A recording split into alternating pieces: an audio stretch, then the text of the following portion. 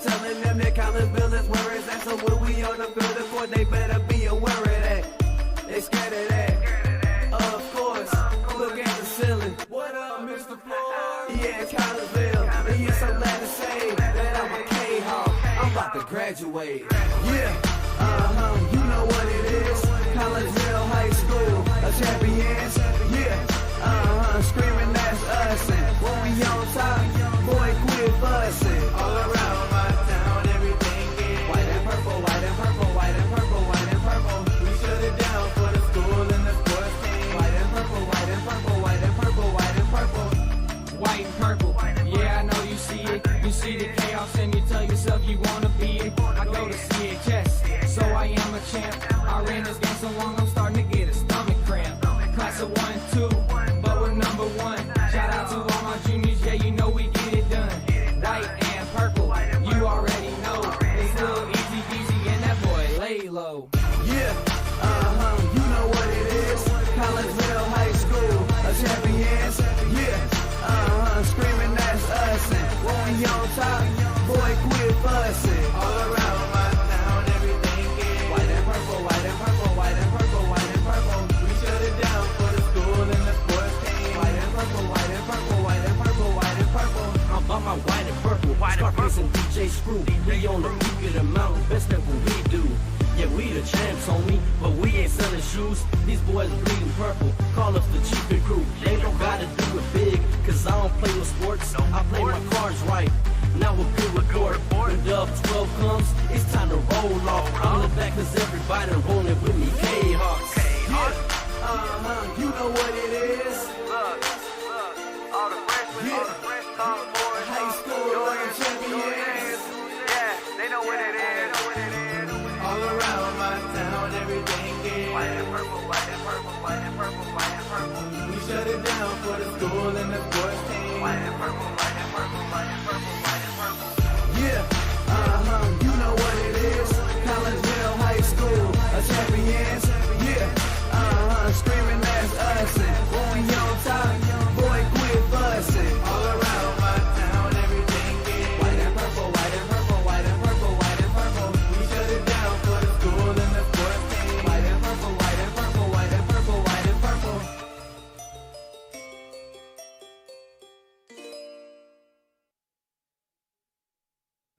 And a very good afternoon, everyone, and welcome to Fletcher Field here on the grounds of Woodland Park in Collinsville as we bring you game number 2 of the high school baseball season as your Collinsville Kahawks get ready to take the field against the Triad Knights. I am Todd Duke. Chris Kettler will be along here in just a moment as we welcome you into the Chiropractic Works pregame show here on the Kahawk Sports Network, brought to you by Chiropractic Works in Collinsville.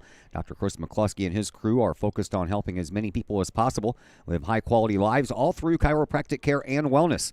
You can visit Dr. McCluskey at Chiropractic Works in Collinsville at 410 Regency Center, just off of the Beltline Road in Collinsville. Give them a call at 343-3602 or online at chiropracticworkscollinsville.com. Kahawks come into this contest 0-1 under their brand new skipper, Brett Swipp, in his first year as the baseball head coach after a couple of years coaching the Lady Kahawk softball team. Triad, they come in at 1-0. Jesse Bugger, 13th year under the helm for Jesse Bugger. 254 wins, 193 losses for Jesse in his career so far as Triad head coach, and they won their first game of the year, so they come in at 1-0. Let's backwards we go a little bit. Kahawks looking to rebound after that 1-0 season opening loss on Monday in the home opener with Freeburg. Kahawks got a triple from first baseman Chris Tillman, and that was it. Freeburg pitching a one-hitter, one walk, 9 strikeouts for Freeburg in that game. Riker Kane pitched for Collinsville, gave up a solo home run in the 6th for the Midgets, and that was the only run. Freeburg committed 4 errors in that game, but the Kahawks were unable to capitalize. Triad, they won their season home opener yesterday, 9-6 over Alton Marquette. Triad had a 2-1 lead after the first inning. Alton Marquette then exploded for 5 runs in the third to lead 6-3 after 3. And then the Knights put up 3 runs in both the 5th and the 6th innings to pull out the win. 9 runs on just 6 hits for Triad. They were helped out by 6 walks issued to them by Alton Marquette. Triad used 4 pitchers in that game combined, and they all combined with 11 strikeouts and 11 walks. So that, Chris Kettler, is probably a stat line that Triad would like to see change. Not very often that you can walk 11 players and come out with a win.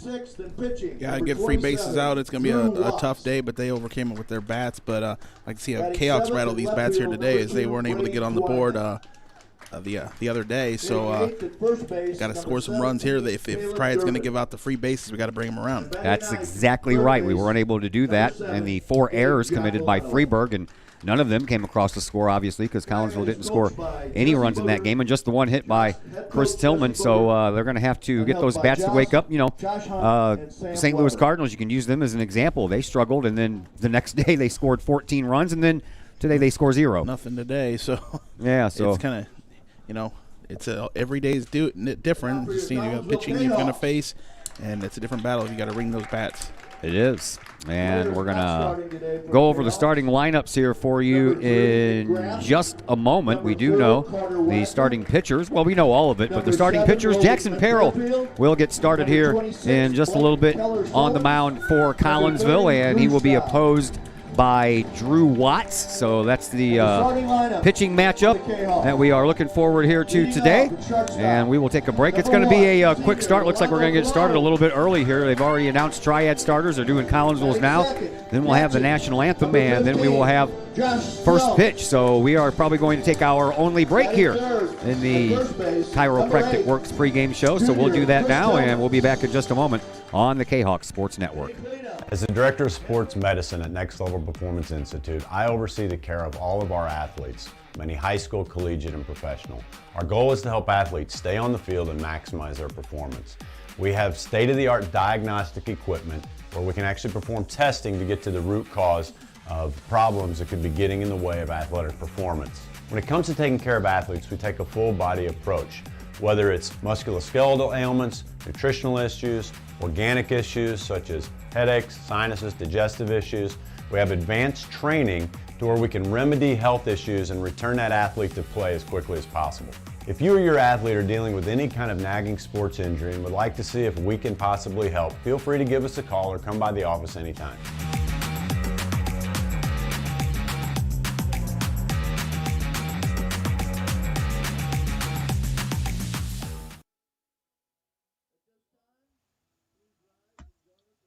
Code 3 Barbecue Supply, home of Code 3 Spices, is first responder owned by proud Kahok alums.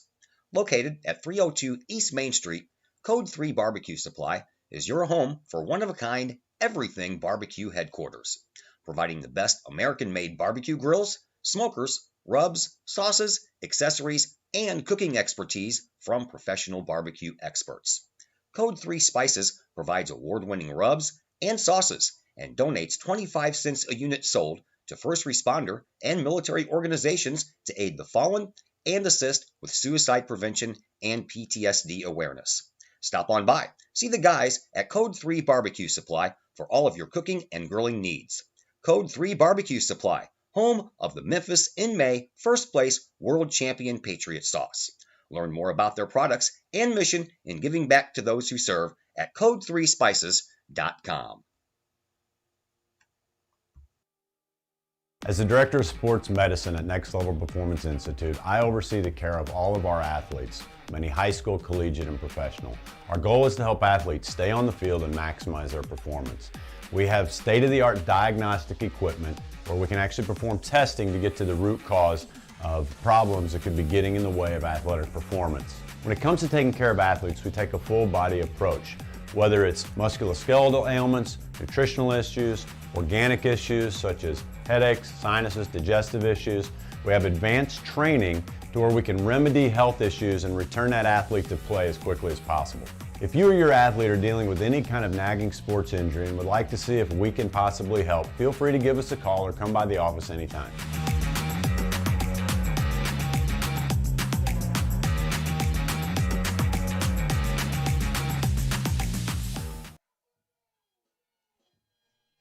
And once again, we welcome you back to Fletcher Field here in Woodland Park in Collinsville. Collinsville Kahawks and Triad Knights getting ready to do battle here this afternoon. I'm Todd Duke, Chris Kettler along with you. We are going to get started a little early, so here are your lineups. We'll begin with Triad. They are up to bat first, and you will see Connor Bain. He'll play center field and lead off. Right fielder Alex Peets bats second. John Ray plays shortstop and bats third, batting in the cleanup spots. Their second baseman, Frank Durner. Jake Radozovic is the catcher for Triad. He bats fifth. The pitcher, Drew Watts, batting in the sixth spot. Batting seventh is Brady Twyman. He plays left field. Your first baseman is Colin Durbin, batting eighth. And batting ninth for Triad and playing third base is Gabe Giacoletto. So we'll get ready to see Connor Bain here, and we'll bring you the breakdown of Collinsville's lineup when they come up to bat. But defensively for Collinsville, in left field, Riker Kane. Center field held down by Kyle Moore. Brennan Jones is over in right field. Nick Palmisano at third base. Rolando Colon over at shortstop. Parker Conley at second. Chris Tillman over at first base. And Jackson Perrell on the mound. He'll be pitching to Josh Scrum. Here is Connor Bain coming to the plate. Bain, in that win last night over Alton Marquette, went 2 for 3. Scored 3 runs, and he had a couple of doubles as well as a walk. So he will step in from the right side, coming off of a fantastic game against Alton Marquette. And the right-hander Jackson Perrell looks in for his sign. He has it, and here's the first pitch. We are underway. High fly ball. That is going to be over the head of the right fielder, left fielder Riker Kane. It rattles around on the warning track out there, and Bain is going to be stopped at second base with a lead-off stand-up double. And boy, it didn't take very long to get this one underway. Bain was all over that one. Pitch hung up there and drilled that out to left field, bounced off the wall. So Bain with a double, and here comes Alex Peets. Peets did not get a hit in the game last night against Alton Marquette, so he's looking to break out of that. And Jackson Perrell from the stretch here on the second batter of the game, swinging a foul ball. Back to the screen, almost. Didn't quite roll that far, but you get the idea. Triad wearing their black jerseys trimmed in red. There's a ball outside, and it gets away from Scrum, pounces right back to him, but down to third base on a wild pitch is going to be Connor Bain.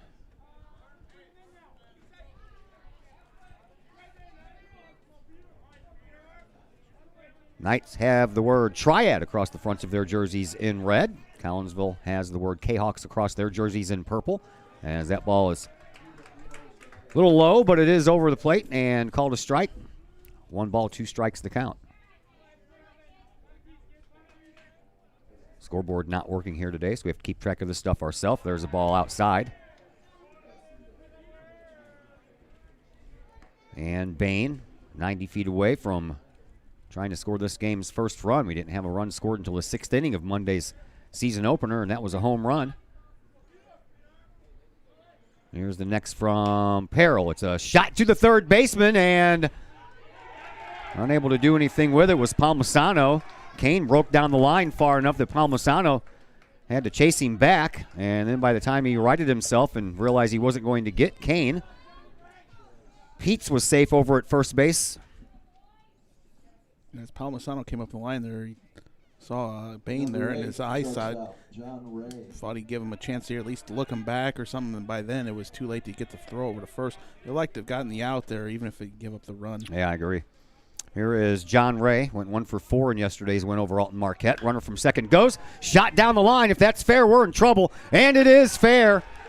That's going to bring Bain home, and Peets is going to stop at third base, and John Ray is down at second with an RBI double.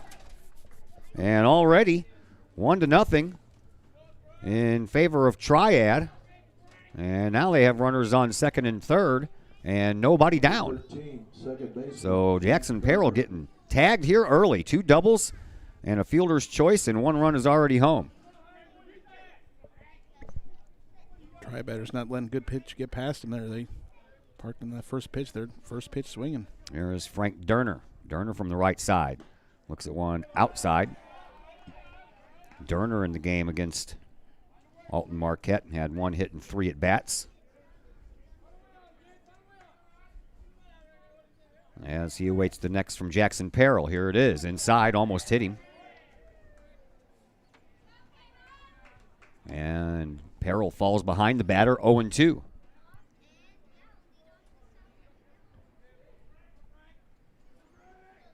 Runners on second and third, still nobody out. One run already home. Peril and the Kahawks trying to stop the early bleeding here. That one's a little, that's a strike. Takes a minute for this umpire to put that arm up, doesn't it? Catches that outside corner. Took him a minute to call it, but we got the time. 2-1 the count. Peril working from the stretch since the second batter. And he offered, and that is a strike. And the count now even at 2-2.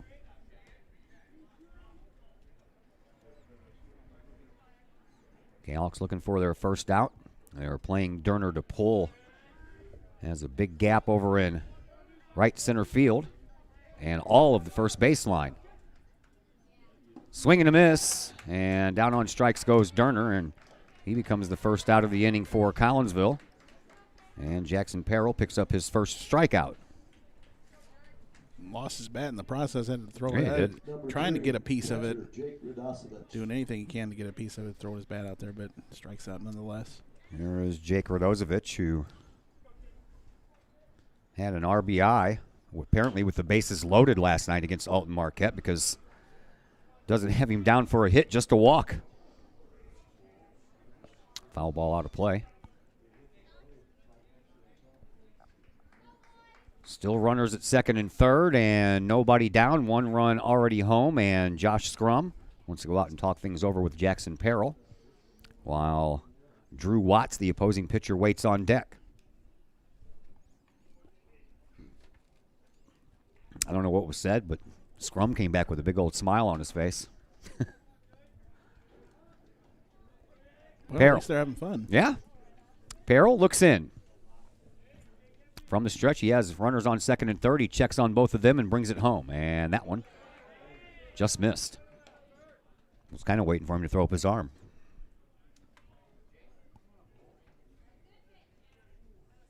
Peril ready with another. Here it is. Swinging a shot down the third base line, but foul.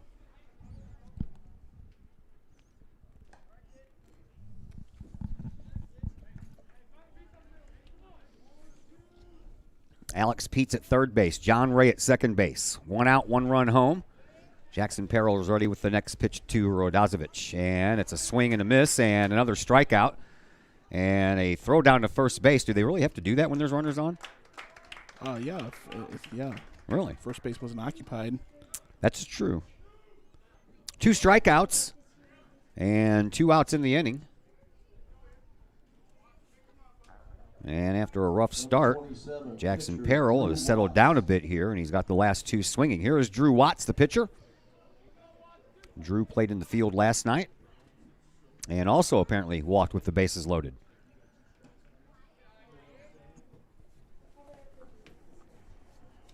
Alton Marquette, as we mentioned in the pregame show, 6 walks to go along with 6 hits for Triad last night. Next pitch on the way to Watts. Swinging a shot down the third base line. That's fair. That's going to roll all the way down the line, too, before Kane can get there, and that's going to bring Peets and Ray home. And a 2 RBI single off of the bat of Drew Watts will give him a comfortable lead as he gets ready to take the mound in the bottom of the first. Really pulled that one. It landed right next to the bag, basically there, and drove in too. That'll bring up Brady Twyman. And a throw over to first base. Back in there safely is Watts.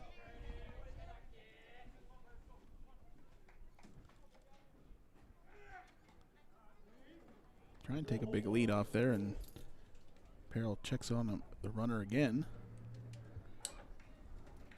Twyman still awaiting a pitch here. Scored a run in his 2 plate appearances last night. And he takes one on the inside portion, but apparently not over the plate. And Peril ready to go again. Watts has his lead from first. Here's the pitch outside. Throw down to first base, and Tillman had to turn around from the other side and try to apply the tag. If that would have been on his right side, might have just thrown that ball right into the tag. Peril checks and fires, and a little off-speed pitch, and that was a nice curveball in there for a called strike. Wind is blowing out just a little bit, and a little bit of a push from now right to left. Swing and a miss.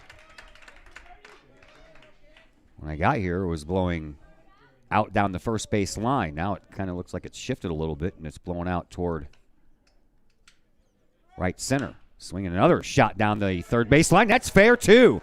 All the way down the line it goes again. Kane comes over and cuts it off. Rounding third base, trying to score is Watts. The throw home, not in time. And Triad leads by a score of 4-0. And now here's a throw to third. That's over the head of Palmansano, but luckily for us, Rolando Colon was backing him up, and it went right to him. Well, if you thought the last one was pulled something good right next to the bag, that one just rolled right up over the bag. Triad is just putting them where they ain't. So, a double by Twyman. Now Brett Swipp wants to come out, talk things over with his pitcher, Jackson Peril. Drew Watts comes around to score. And he took third on the throw home, but still gets an RBI double out of the deal. And 4 runs on 4 hits in this inning for Triad. Gotten Collinsville up against it early.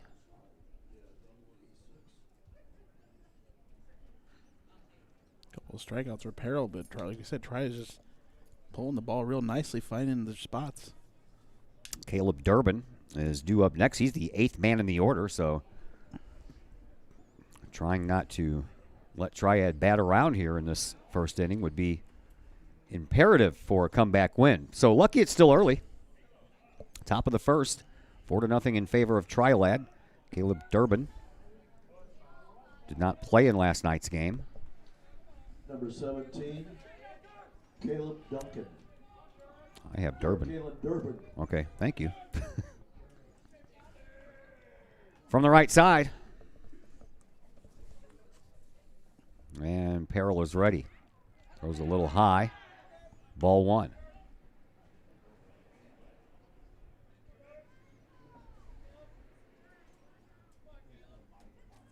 Jackson Peril delivers the next. That one finds the spot. Strike 1. 1-1. According to the Triad Knights roster here, they only have 2 left-handed batters on their entire roster, Drew Straub and Reed Wendler, and neither one of them are playing tonight, so a steady diet of right-handers here. Swinging a shot down the third base line again. This one bounces off Palmansano, goes to Colon, and out at first base on a nice pick by Chris Tillman, and that is the way that the bottom or top of the first ends. But, man, now before 4 runs crossed on 4 hits, no errors, and 1 runner left on base.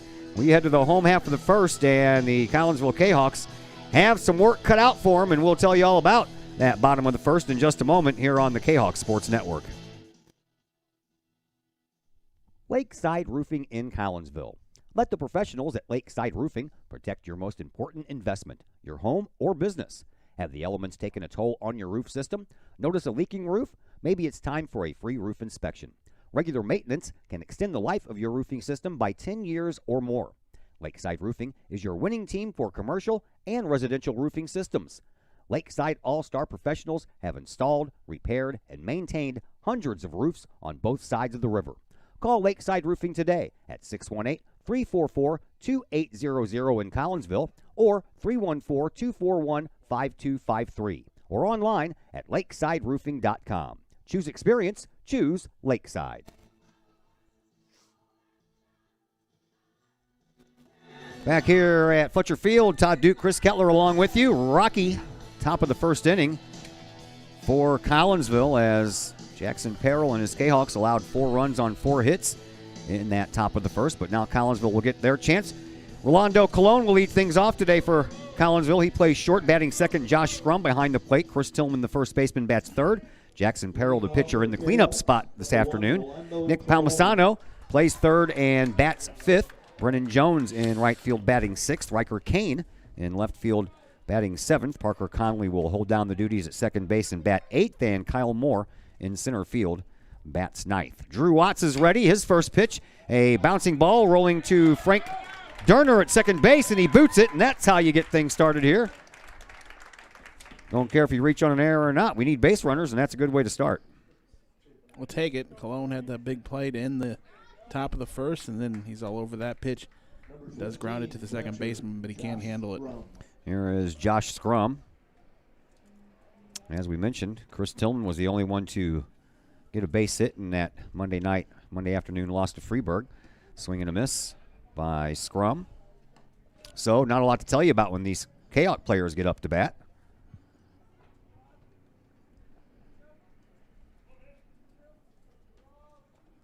Except for the fact that Scrum went 0 for 3, as did a lot of his teammates. Here's the next pitch to Scrum. That one hits the outside corner of the plate, and Scrum is in a 1-2 hole.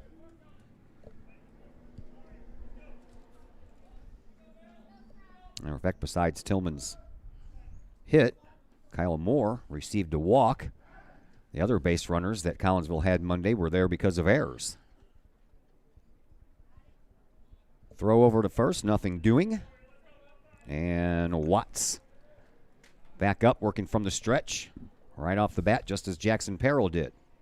Here's the next pitch, high and outside, and Radozovic had to jump out of his shoes to get that one. Radozovic behind the plate, catching Drew Watts.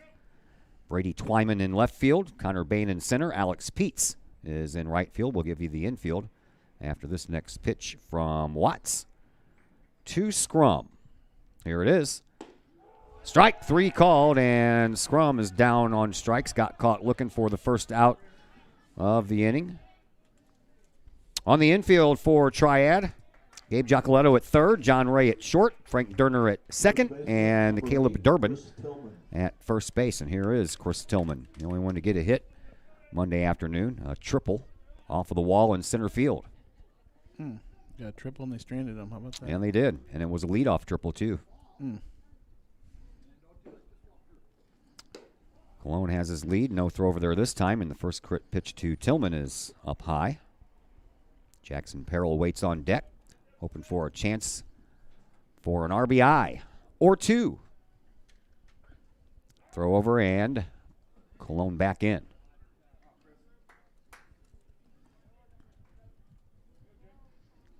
Caleb Durbin holding Cologne on down there at first base. Drew Watts, the righty, looks over his left shoulder at the runner Cologne. He comes set, and here's the pitch. Off-speed pitch, skied. Is it going to stay in the park? Giving chase is Radozovic, and it goes behind the Triad dugout. I don't think it went over the fence, but it went behind the dugout. Yep, just right on the other side of the dugout there, just barely got out of play.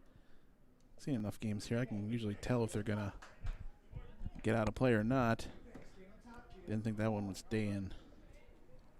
So Tillman bats left, throws right. I think one of them does. Now stepping off is Watts. Shaking off a few of the signs here. Now coach goes back over them here with Triad. Nope, bats left, throws left. Now I remember what his glove was on his right hand down there. Swinging a foul ball back to the screen. I think the starting pitcher for Freeburg was the one, Brueggemann, who bats left, throws right. That's where my confusion comes from. Easy to do.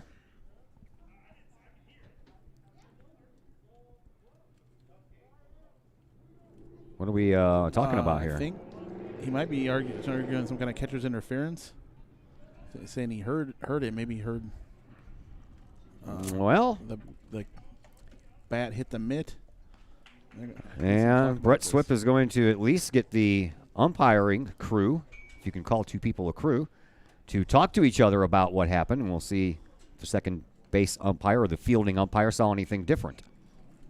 That was a quick conversation. Doubt it. Yeah, me too. After that quick of a conversation. Got the guy how many other feet back there by second base. He ain't going to know.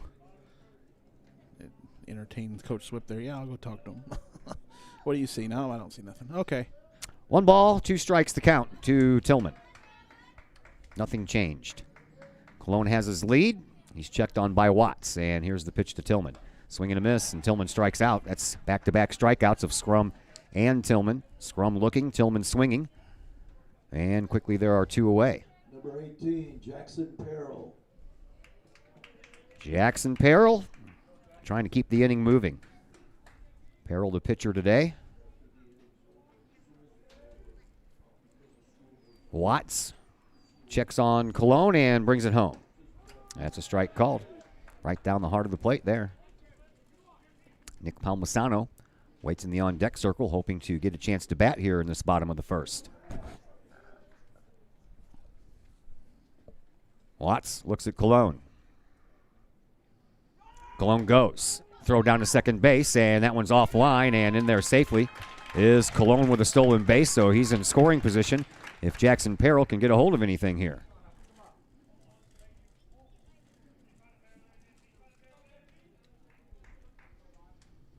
So Cologne down to second.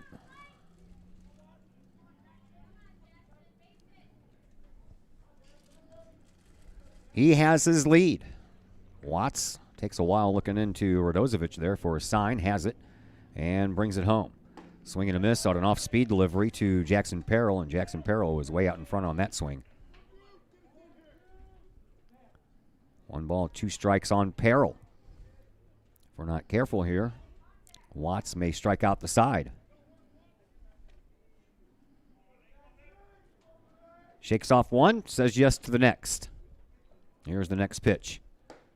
Strike 3 called, and he does indeed strike out the side. 2 got caught looking, and 1 got caught swinging. There was an error in the inning, and 1 runner left on base. But other than that, nothing doing for Collinsville. We head now to the top of the second inning, and Triad on 4 runs in the first inning leads as we go into the second inning, 4-0. All Pro Tees in Caseyville is your place for custom apparel and has been for over 20 years now. Why? All Pro Tees can handle any size project, big or small, and they specialize in large group orders. At All Pro Tees, quality is number 1 on their list of priorities, as is evident by their excellent customer service. Did we mention All Pro Tees has over 20 years of experience? They can even help with fundraisers and event merchandising for your group. So for all of your apparel needs, for civic groups, sports teams, business outings, or even a family reunion, your apparel needs stop at All Pro Tees. All Pro Tees in Caseyville, right across the street from Kahok Stadium. Online at allprotees.com or on Facebook at All Pro Tees. Or call All Pro Tees at 344-2200.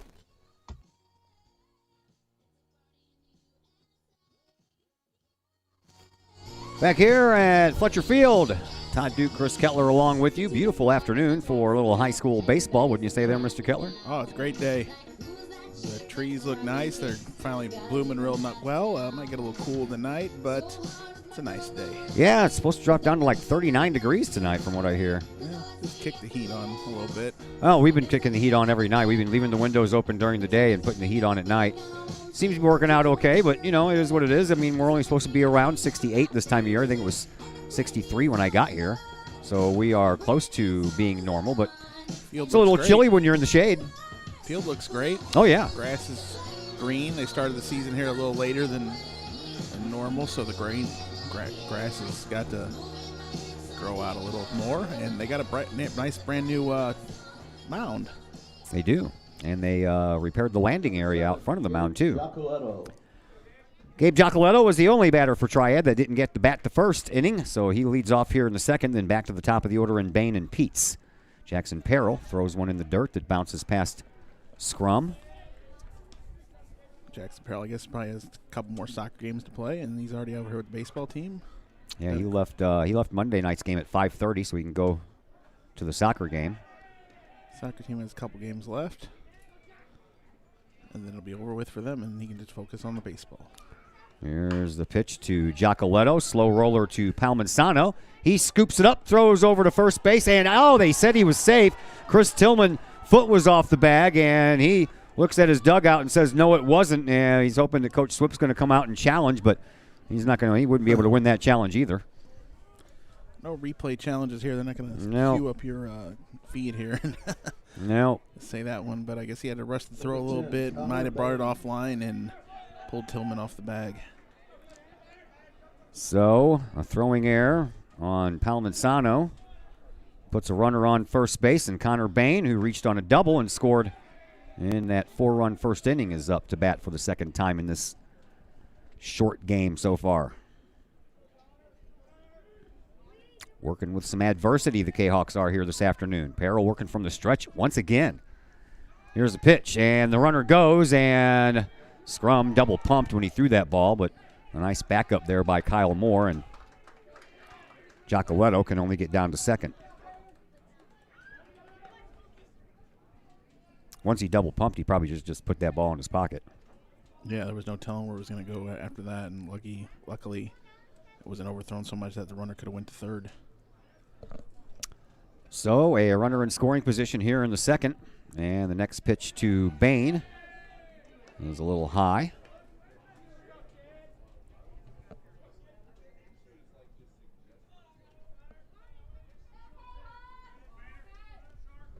Harrell ready again. Brings it home, swinging a bouncing ball. Foul right to the head coach for Triad, and he tosses it over to Palmanzano. Nice play over there by Jesse Bugger. Peril looks in with a runner at second base. No one out here, and a swing and a miss. Down on strikes goes Bain. Third strikeout of this game for Peril. Bain way out in front of that one. Nobody's home there. Number 9, Alex Peets. Peets will bat now. Alex Peets reached on a fielder's choice and then came around to score on a 2 RBI double by Drew Watts.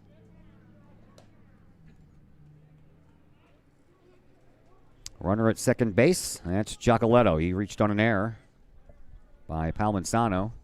Stands down there with one out. And the next pitch to Peets coming from Peril. And it hits Scrum in the head, then rolls down his back. And somehow he still managed to find time to find it before Giacoletto could think about running. Peets digs back in from the right side. All right-handed batters here in this lineup for Triad this afternoon. Pickoff play, and they got him. He is out at second base, twirl around and throw it. You hardly ever see that move, or that work, but that time it did. A twirl around throw to Parker Conley, and Conley applies the tag. Yeah, Conley got the ball, and he was the only one standing on the bag, and runner was didn't know what hit him there. He didn't even try to make it back. Knew he was dead meat. Oh, he was. His knees were locked and everything. He was trying to avoid that tag, and he was still about a foot away from the bag when he did that. So a chance for a 1-2-3 inning in the not-so-conventional terms. Swing and a miss. Thought that Alex Peets might have thought that was the third strike.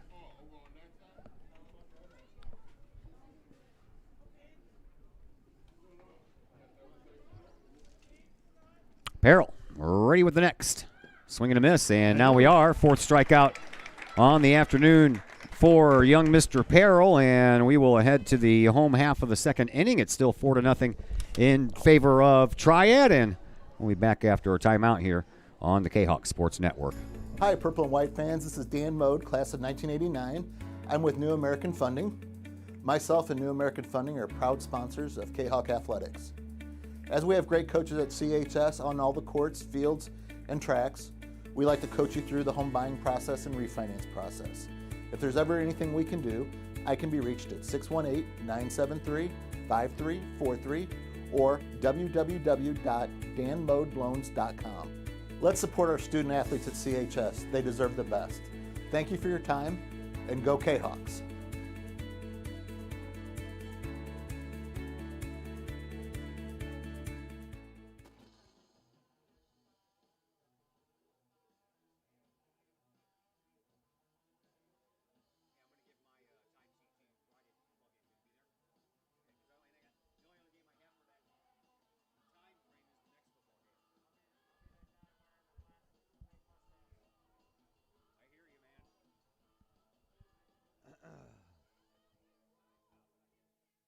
Back here at Fletcher Field in Collinsville, Todd Duke and Chris Kettler along with you. We have reached the bottom of the second. And Collinsville trails 4-0. Have some work to do. See if they can get something going here in this inning.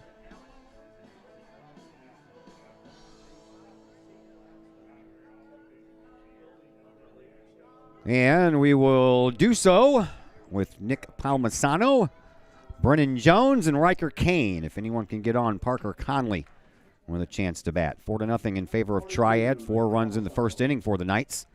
Collinsville trying to find a way to answer. They were shut out Monday against Freeburg, so we are now looking at inning number 9 as far as being shut out if we can't get anything going on this inning. Palmisano waits for the next for Watts. Swinging a chance for the shortstop. Ray bobbles it, throws, and that's going to be too late. And staying at first base is going to be Palmisano. So 2 throwing errors in this game. One by Derner at second. Now this one by Ray. Or bobbled balls, not throwing errors. And that allows Palmisano to reach. So Collinsville has had 2 base runners, both reaching on errors. So Freeburg gave them 4 errors in Monday's game, and they couldn't do anything with them. It's about time we start doing something with these errors, don't you think? It seems like there's been a lot of them. You think eventually you'd make them pay on one of them. Could be here. See, it was right in the Ray's glove there. Yeah, it was. That popped out. Didn't get to feel it cleanly. Here is Brennan Jones. Jones came in and pitched an inning in the loss against Freeburg. Here's the pitch from Watts. It's high. Jones in that game pitched the 1 inning, gave up 1 hit, walked 1, and struck out 2. He did not have a chance to bat, I don't think, anyway. I don't have that scorecard with me. I do somewhere, but not handy. So Palmisano leads from first. Here's the pitch, and it's on the outside corner to Jones, 1-1.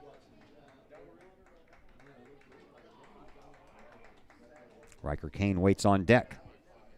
Palmisano has his lead from first. And Drew Watts has to work from the stretch again for a second inning in a row, just as Jackson Perrell did. Here's one that's high and outside. 2-1 the count to Brennan Jones.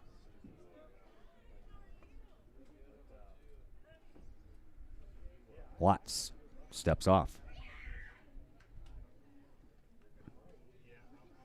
Bottom of 2, 4-0 Triad. No one out. Runner on first for Collinsville. Chance to put some hits together here maybe and do some damage. Next pitch on the way. That's a called strike. We're even at 2-2. 312 down the third base line. 310 down the first base line. Left center field alley is 375 away, and the right center field alley is 360. Center field is deep. Here's the pitch, swing and a miss. Another strikeout for Watson so far. All 4 outs for Triad have been strikeouts for Watts. Number 11. That'll bring up Riker Kane.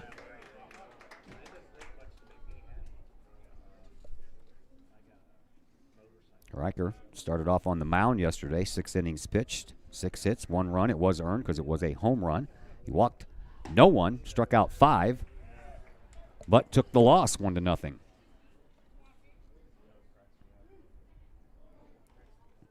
Kane went 0 for 3 at the plate, but he was not alone in that category. Plenty of room in that right center field app. That 360 sign looks very enticing. If he can hit one there, everybody will run for days. Here's a pitch. He tried to go that way. Ball was a little outside and put that kind of a swing on it that would have sent it that direction, but another swing and a miss. Yep, bit of a gap there if you can get it towards that 360. That's the space they're giving him. I asked for time. Kane asked for time. Steps back in quickly. We guess about 382 maybe to straightaway center field. If not more. No sign out there to let us know, so we just kind of guess. This one's a foul ball over our head, and I think that one was safe from hitting any cars. Chris Keller's car is right up there in the front row. I've parked in that spot for lucky spot, right? So many years as I try to hit that spot every time. Nothing's ever happened. Knock on wood, I guess. Next one to Kane. Low.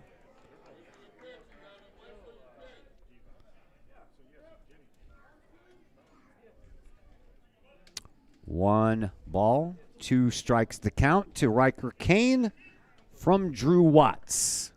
Palmisano has his lead, swinging a little excuse me swing. That might be trouble. That is going to drop right in front of the right fielder, and out at second base is Palmisano. He had to kind of wait there in the middle to see if it was going to be caught or not, and he got caught. Yep, we had to wait in no man's land to see if it was caught. Maybe like to see him get a little more up the line there, but Number 22, Parker that's going to happen when you have a little pop-up like that. Yeah, those excuse me swings, you have to kind of wait. I see him put the ball in play, but maybe trade him for a faster runner now, though.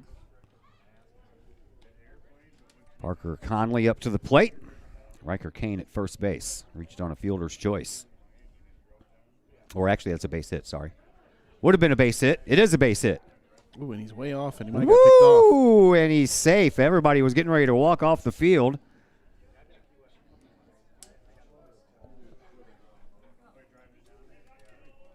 So the Jayhawks have their first hit as that one falls in, but it's picked up by Peets out there in right, and a perfect throw down to second base with John Ray, the shortstop, covering, and they tagged out Palmisano.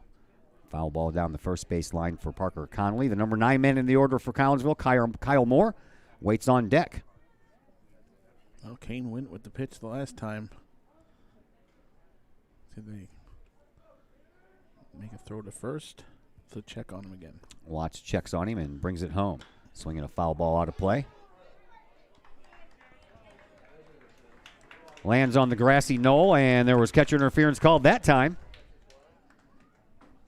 Oh, they did get him that time. Yep, they Coach sure Swift did. was asking for it last inning, and yeah, catcher's reaching out there, interfering with the bat. Really ain't seen that called much over the years, but the coach was asking for it last inning, and then it gets called here. So is that an error, I would imagine?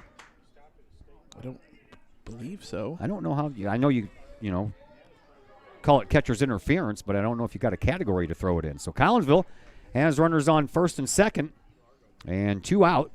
And Kyle Moore with an opportunity here. Google is your friend. Let's see here. That's right. Google is your friend. High and outside.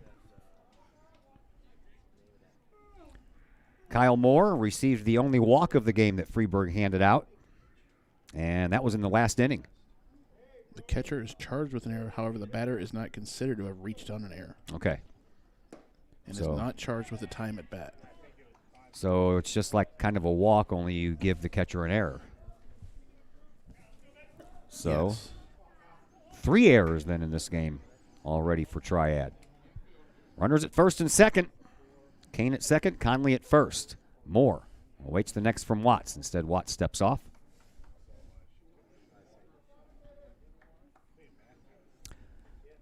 Yeah, when I use my GoPro camera, which I'm using now, I can't use my phone because my phone is controlling my GoPro camera. So I'm out on the Google machine part. Swinging a chance for a base hit right through the left side. Collinsville is going to score their first run of the year, as coming across the plate is Riker Kane. And the Jayhawks get their first run courtesy of an RBI single by Kyle Moore. Number 9 hitter coming through. Gets the run in for the Jayhawks. Right between the shortstop and the third baseman. Kane hustling all the way around. Didn't even try to get a throw, let the other runners move up. Conley goes down to second. Moore is on at first with the Jayhawks' second base hit of the year in their first run. And back to Orlando Colon. And a pitch high. Colon reached on an error and then stole second in the first inning. First batter of the first inning. Collinsville has gotten the first guy on in every inning. And finally able to hit pay dirt here. Watts checks on his runners once again. From the stretch, he brings it home, swing and a miss. And it's a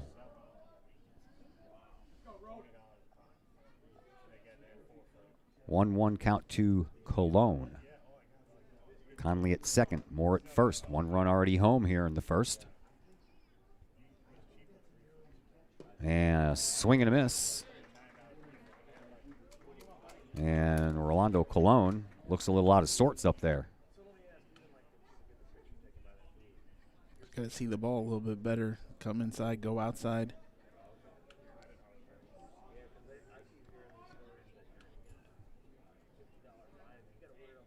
Watts brings another one. Swinging a bouncing ball for the second baseman, Durner. This one he has, and the throw over to first base is in time, but Collinsville does end up scoring 1 run on 2 hits. They also left 2 runners on base, and there were 2 errors committed in the inning. So we go to the top of the 3rd inning. It's 4-1 now in favor of Triad, and we'll be all back to tell you about it in just a moment here on the Kahok Sports Network. Extreme Details Vehicle Detailing in Collinsville, owned by former Kahok Jay Merkel. At Extreme Details, they believe in the value of community and in helping the community hold the value of their vehicles.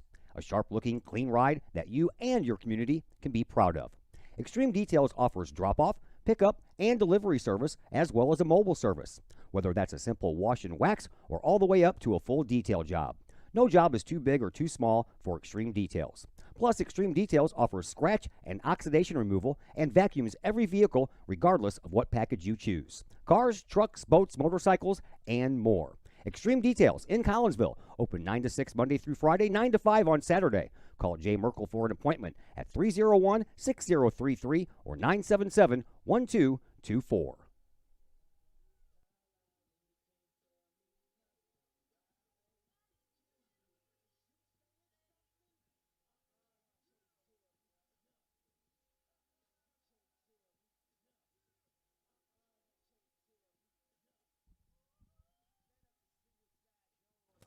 Top of the 3rd here at Fletcher Field.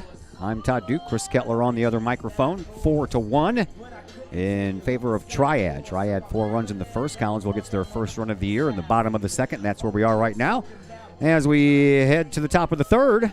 And it's going to be the middle of the order here for Triad. John Ray, the number 3 hitter, followed by Frank Durner and Jake Rodozovich.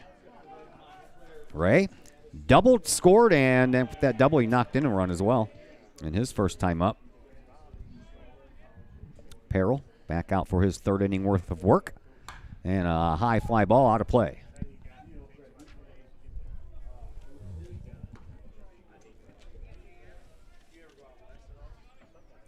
Jackson Peril settled down a little bit after that first inning. That was a floater. It was just a little bit inside. Yeah, it was helped by that pickoff. Yeah. Himself out. Got the runner off the base. Next pitch and a swing and a miss.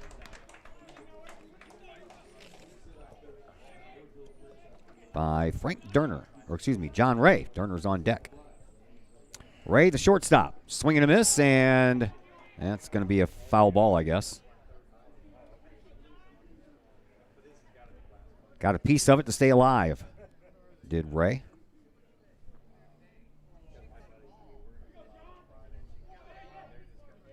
Peril from his windup, and that one's outside and low. Peril hasn't been able to work from the windup much. Leadoff batter's kind of on both innings. Yep, leadoff batter has reached on both innings for both teams. And just after a pitch or two also. That one's outside, and he loses Ray after getting ahead in the count. First walk of this game.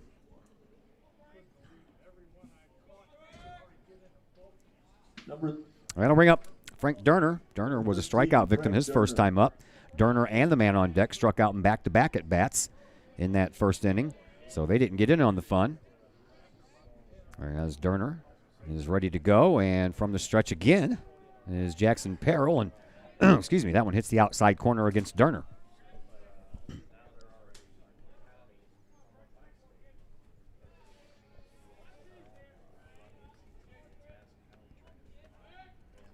Throw over to first base, and back in is Ray.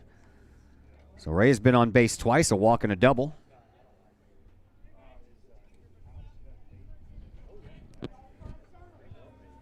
And the next pitch instead is another throw to first, and back in there safely is Ray.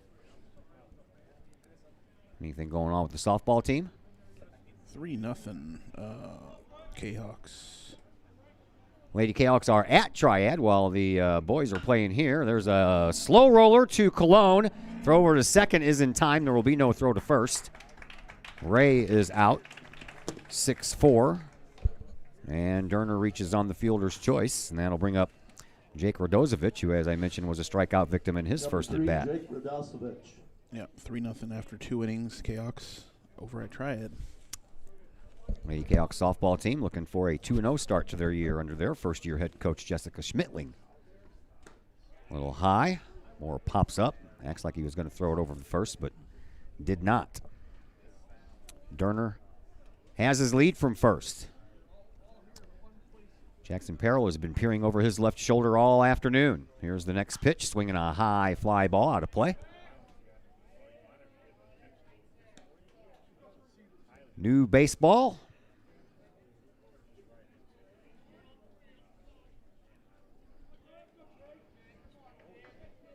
And Jackson Peril ready to go again. Here's the pitch. That was a little chin music. Yeah, he's right up on the plate, too. And He is. He is up against that white line, or what's left of it. He crowds that plate big time. I'd buzz him too. That one's high. Think that is a little intimidating, a little intimidation tactic by Radozovic there. trying to get Peril to bring something in on him. He did, and back-to-back walks, and Peril's in trouble. Well, back-to-back walks. First batter walked, and then was erased on a force out. But you know what I mean. No action for bullpen or anything like that. Not yet. So Derner down to second base, and Radozovic at first. Number 27, Drew Watts. And here's the pitcher, Drew Watts. Watts singled in 2 runs in his first plate appearance and then came around to score. A little bit later on in that 4-run first inning, we have timeout called. Newcomb is the courtesy runner, first base. Coach, I don't know him. Coming out there to talk to Peril. Yeah, they don't wear numbers, and with the masks on, I can't really tell. I know who Andy Sidwell is because he's the teacher in my classroom. It's not him. Hollywood Heights, and you got Swip standing next to him. So it's a process of elimination. But I still couldn't tell you. What I can tell you, how about a little history? I like history. Over the last 21 years, Collinsville is 7-6 against Triad in the regular season, 1-1 in the playoffs, so 8-7 overall. They last met in March of 2019 here at Fletcher Field. Collinsville won 6-5. The last loss against Triad for the Kahawks on the baseball field was in 2018. That was at Triad, and that was a butt whipping there, 12-2. Told you they met in the playoffs twice over the last 21 years. 2007, Collinsville won 10-5 in the regional semifinal game before losing to O'Fallon in the regional championship game. That loss to O'Fallon was 11-0. And in 2005, they lost 8-0 to Triad in the regional semifinal. That was 2 days after the season finale here at Fletcher Field, in which Collinsville beat Triad 8-7. So beat them 8-7. 2 days later, you play them in the playoffs and lose 8-0. It's just the way baseball goes sometimes. Yeah, I remember those games. I was at both of those games. You had some hope there that they could win that, but you end up facing their best pitcher to start the playoffs as opposed to kind of a throwaway game at the end of the season, and it's a whole different ball game. Strike on the outside corner to Watts, the pitcher, from the opposing pitcher, Jackson Peril. Runners on second and first. 1 out, and a timeout called. Of course, you wouldn't see Triad in the playoffs anymore. Nope, 3A, not anymore. 4A. But we will have playoffs for these spring sports. Yep, spring sports do have playoffs this year because they were denied a whole entire season last year. Next pitch to Watts. A bouncing ball, chance for 2. Cologne, it takes a bad hop where the grass meets the dirt. And Cologne was positioned perfectly to take the hop. And once it hit that grass dirt lip area, it went right under his legs. He was in position to get it, and it just topped between his legs, like you said. Unfortunate bounce of the Kahawks will drive in another Triad run. And it does. 5-1 now in favor of Triad. Radozovic down to second base. Watts on it first with an RBI single. And runner still at first and second. 1 out for Brady Twyman, who doubled in a run, his first plate appearance in that long first inning. So the walks have hurt once again,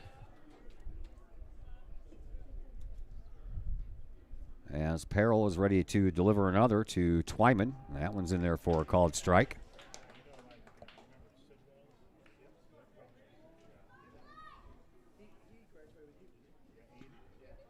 Twyman with a couple of his teammates on first and second. Watts at first, Radozovic at second. Peril checks on them, brings it home. That's a strike called as well. Back-to-back called strikes against Twyman. Got that RBI double in the first, made it down to third before he was stranded. Now we might have some action in the Kahok bullpen. Yep, Drew Stroud going down there to throw. And Josh Scrum didn't even know that he had it in his glove. He was looking behind him. He's trying to just deke out the runner there. Drew Stroud on one team for the Kahawks. Drew Straub on the other team for Triad. Next pitch, it's on its way to Twyman from Peril. Swinging a chance for the third baseman. Palmisano steps on third base for the out and then holds on to the ball. So Twyman reaches on a fielder's choice. And Radozovic is out at third on an unassisted put out for the second out. So it remains runners at second and third. Now 2 outs, and here is Caleb Durbin. Durbin grounded out to Palmisano his first time up. Peril. Runners on base all day to deal with thus far. There's a pitch that's called a strike.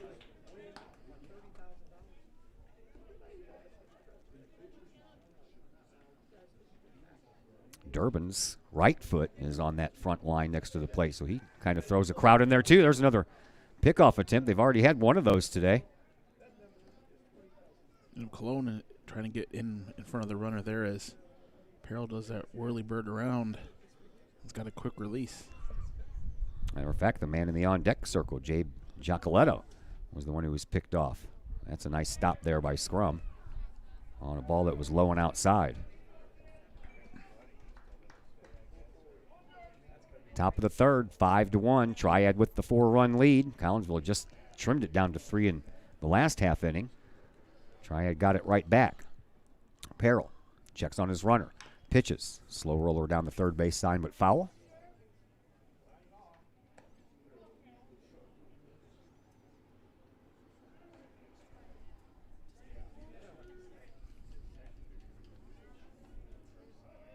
Two and two the count to Caleb Durbin, the first baseman for Triad. Twyman at first, Watts at second. They all have their leads. And here's the pitch. That one's down the third baseline, and that one is foul. Got down that line quick, and it just crossed into the foul side right before it went into the glove of Palmisano. And he made sure that he was standing on the foul side of things before he picked it up. Durbin didn't have much of a swing on it, just no. More or less ricocheted off his bat after the throw. Rolled fastly down the line. Peril checks again on his runners. The 1-2 pitch on the way, swinging a foul ball. Straight back onto the road, right behind us. And we'll do it all over again.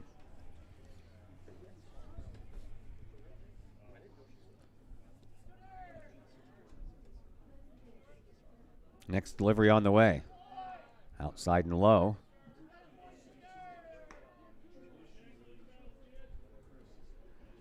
And the count remains 2-2. They play Durbin to pull big time. Peril checks, kicks, and pitches. That's high, and it's a full count. Already 2 walks in the inning issued by Peril. 1 run scored. That was Durner after he reached on a fielder's choice behind the John Ray walk. Watts is on at second base after he received a walk. And the next pitch, swing, and a little floater out front. That's a fair ball, and down to first base goes Scrum, and that is the way that the inning comes to a close. One run did come across on nary a base hit as Triad extends their lead to 5-1 as Collinsville comes to bat in the bottom of the third, and we will be back to tell you all about that in just a moment as well, right here on the Kahok Sports Network. Brady Pest and Termite Management in Caseyville. Brady Pest and Termite Management is your local pest control source. The Midwest offers its fair share of pest problems, and Brady Pest and Termite Management is up to the challenge. Whether it's pesky rodents in the cold winter months or ants, spiders, and other pests in the warm months, Brady Pest and Termite is your solution. And termites? Brady Pest is tops in the Metro East in termite management.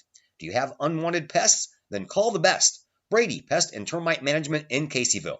Call 343-1790 or on Facebook at Brady Pest and Termite.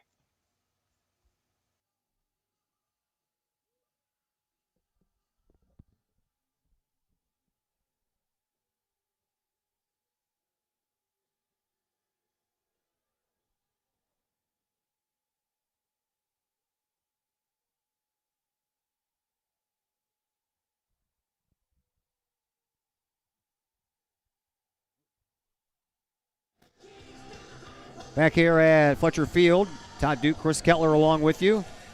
Bottom of the third, 5-1 in favor of Triad. I might have said that they scored a run on no hits. They did have that one hit in the inning. It was an RBI single by Drew Watts. So now 5 hits and 5 runs for Triad as Collinsville comes up here in the home half of the third inning. And Josh Scrum will lead things off. It'll be Scrum, Tillman, and Perrell here in the bottom of the third, and if anyone can get on, Nick Palmansano will have a chance to bat as Scrum looking to break an 0 for 4 by trying to bunt his way on. Why not? The base runners down 4. Yep. Swing and a miss. Pretty sure that's how Matt Carpenter broke his 0-4 slump. Then he comes back and picks up a big home run last night. Sometimes it's all you need to get yourself going. Scrum, a strikeout victim. He got caught looking his first time up. And he offers it a ball high. And Durner is underneath it at second base for out number 1. That's a pitch that a lot of guys chase a lot of times, that high pitch. He thought too much of it there at the end. Didn't want to try to put a good swing on it. Chris Tillman struck out his first time up as well,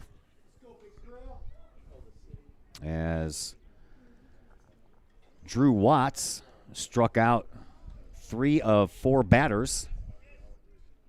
3 to end the first, and then the second batter of the second before this strikeout of Jones. And inside pitch will put Tillman up in the count 1-0.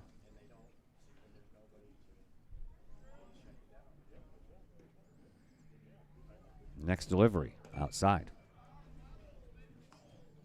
Bottom of these catchers' cleats are like a shiny gold. Sun reflecting off of them. Yeah.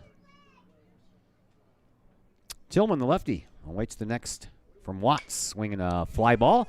This one might be trouble. It's going to fall, and it's going to fall a fair ball, and it gets away just a moment from Twyman, but Tillman stays over at first base. And Collinsville. Number 18. Twyman not playing that close to the line. He was willing to let it fall in front of him as opposed to getting around him. Third hit for Collinsville here this afternoon. Here is Jackson Perrell. Struck out his first time. And a pitch hits the outside corner. That looked pretty outside from my view, but my view is pretty much right where the camera is. So I'm kind of blocked off, especially in the left-hand batter's box side. Watts checks on Tillman at first. He's not going anywhere, and that one is outside. 1-1.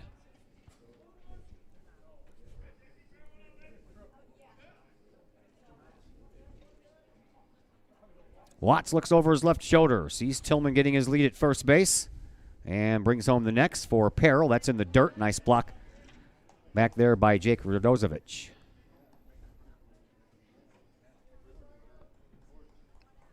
Not getting a big lead. I don't think they're going to try to. Yeah, I wouldn't think so.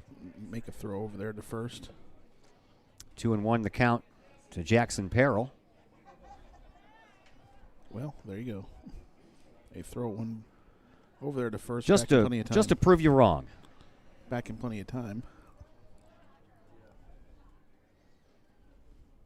Peril would like to, at the very least, move Tillman over. Here's the pitch. Bouncing ball, a chance for two. A toss to the second baseman. Throw down to first is in time. And that is a 6-4-3 double play.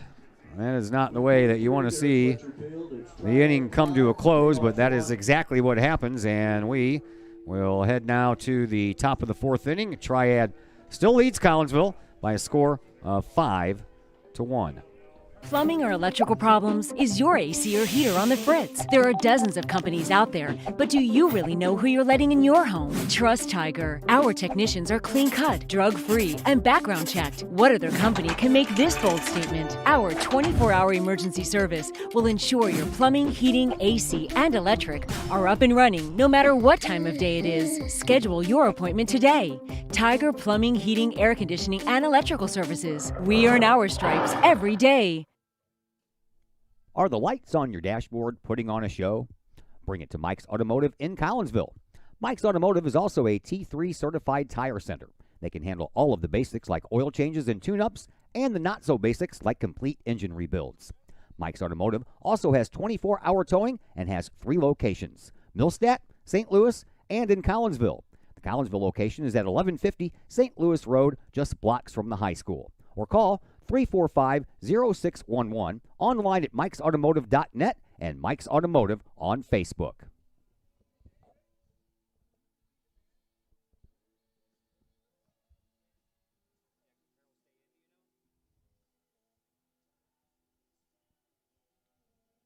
I'm not seeing him. I don't think so. I don't think so.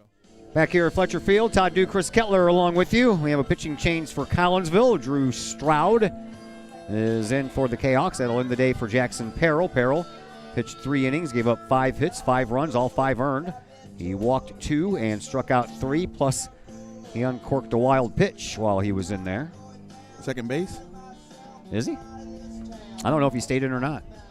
Yep, he's at second base now. Okay, we got a new pitcher for the Okay. Kahawks. Number 30, Drew Stroud enters the game. He enters in. Parker Conley leaves the game. Jackson Peril, who is pitching, goes to second base. So Peril at second base now, and Stroud on the hill. Stroud, a senior.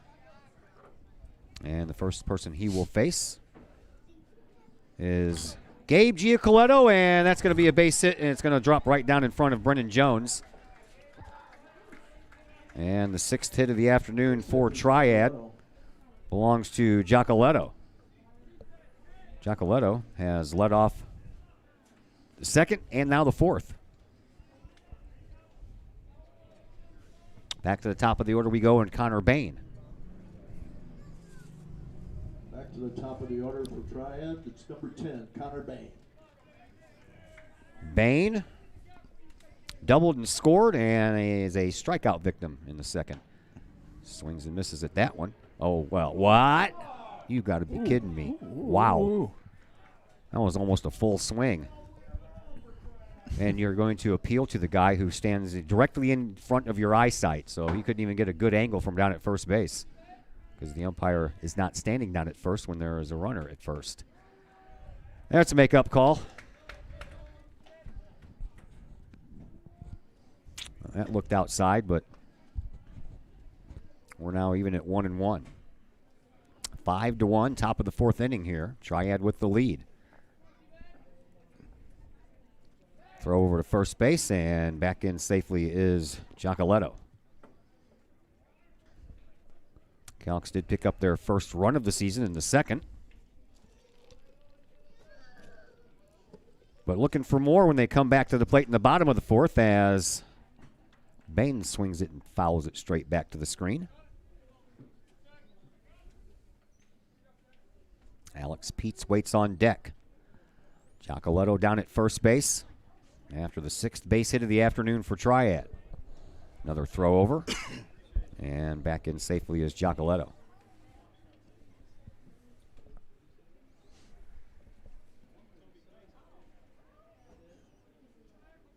Stroud ready.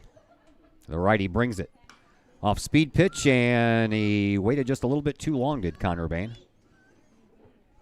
Looks like it was swinging inside on him there, so it decided real late there to swing at that one. Yes, that he did. And that's what happens when you swing late. You pull it big time foul. Stroud delivers the next. This one's high and outside. Nice job by Scrum to save that one from going back to the screen.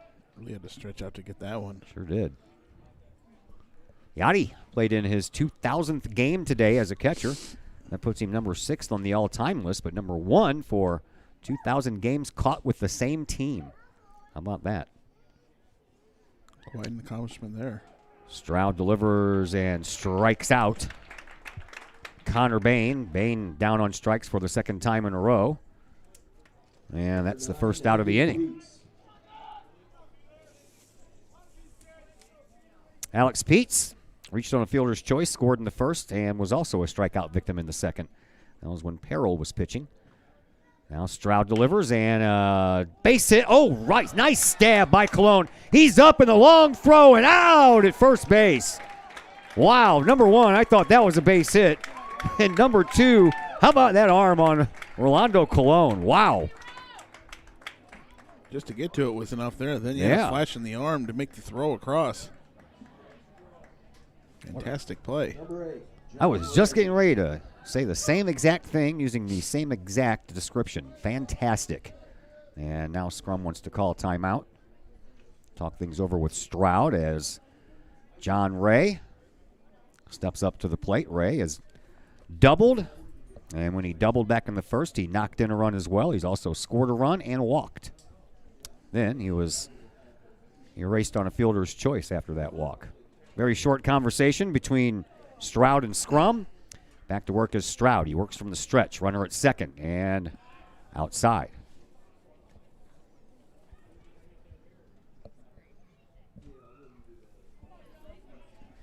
Two outs in the inning.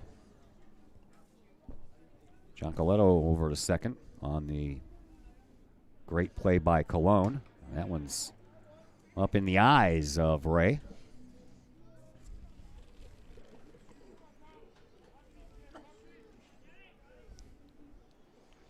Stroud looks into Scrum, has his sign. Twirl around, but neither Colon nor Peril were heading anywhere toward 2nd base for that pickoff throw. So wisely, Stroud held on to it. Coach inquiring if that move was a balk. Says no. Twas not. Next from Stroud on the way. Swinging a foul ball back to the screen.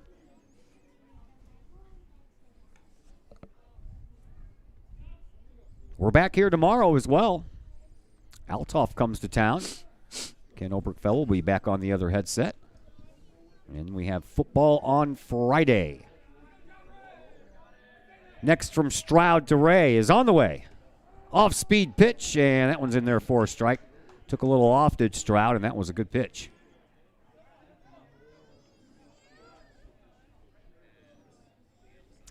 Giacoletto leads from 2nd. Stroud looks at him for a brief second, brings it home, swing and a miss. And down on strikes is Ray, and that is how the top of the 4th inning comes to a close as Collinsville gets ready to come to bat. Trailing by 4 runs are the Kahawks, and we'll be back to tell you all about it in just a moment here on the Kahawk Sports Network. Drink it in. Powerful, vibrant, nutrient-rich fuel for healthy, active, experience-rich lives. Each ingredient chosen carefully, every blend crafted masterfully. Nurturing your passion, nourishing your purpose. So you can be your best self, live your best life, and rule the day.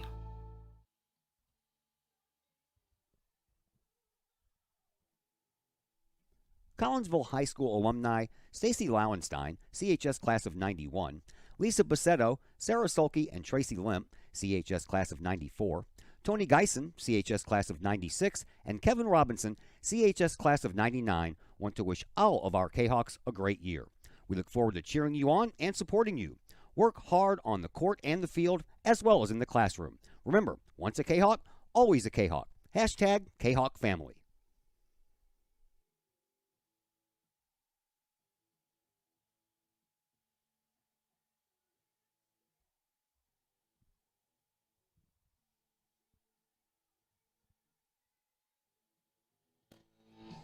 Drew Watts is back on the hill for his fourth inning worth of work for Triad. And he'll have the middle of the order. Nick Palmanzano, Brennan Jones, and Riker Kane here in the bottom of the fourth. Collinsville trails 5-1. What's going on with the softball game? It stopped updating. No, did it? Yeah, that was that third inning where it stopped. Yeah.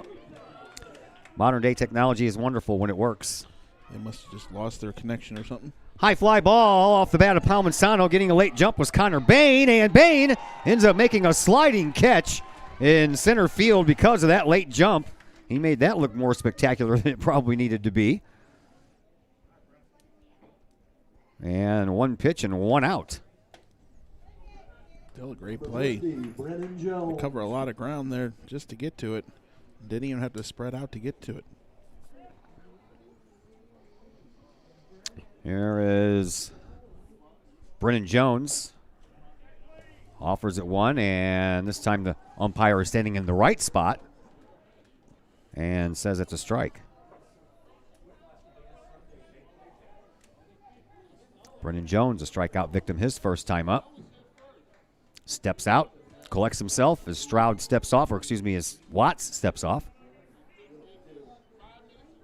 Watts shakes off one sign and says yes to the other from Radozovic. And that one's in there for a strike.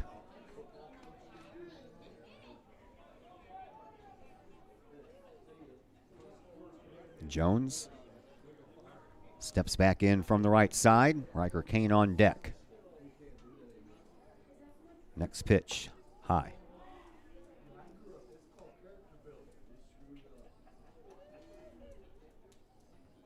Looks like we'll have another day just like today. According to tomorrow's forecast, we'll have some more sunshine and some more temperatures in the 60s for tomorrow afternoon's baseball game against Althoff. As Jones calls time. I'll be at soccer senior night, delayed by a week. Yep. That will be on the Kahok Athletics YouTube page. Senior night soccer will. Take on Granite City. Yeah, the soccer team took their first loss in regulation time to a very good Columbia team on Monday. Yeah, that was, broken 11-game winning streak, I think. That's outside. Nice job there by Radozovic trying to frame it like it was down the middle.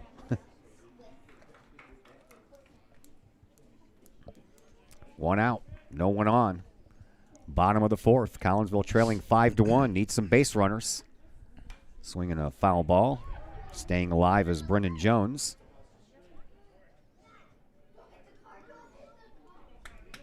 Blues get to play tonight. How about that? After a canceled game on Monday. They're back at it at home against Colorado. Big game. Swinging another foul back to the screen. Big game, and another big one on Saturday when they travel to Arizona. Arizona's right on their heels. Colorado's in first place. If the playoffs were to start today, it would be the Blues and Colorado in the first round. Cardinals lost today to Washington 6-0 and dropped 2 of 3 to the Nationals before they head on the road to play at Philadelphia. Strike 3 called, and down on strikes is Brennan Jones. Second time this afternoon that Jones has struck out. First one swinging, this one looking. Number 11, Riker Kane. Are we allowed to throw the ball around after a strikeout like that? Is that allowed? I think so. Well, they did it. Yep, they did. And that is the 5th strikeout on the afternoon. Whoa. That was a strike? I saw that ball on the left-hand batter's He box. said he was framing them and didn't get that call earlier, but it worked for him this time. Riker Kane looks at another strike. Man, oh man. Kane singled in the second and came around and scored the first run of the year for Collinsville on an RBI base hit by Kyle Moore. 2 outs. Pitch. That one's low. Wouldn't dare to call that one a strike.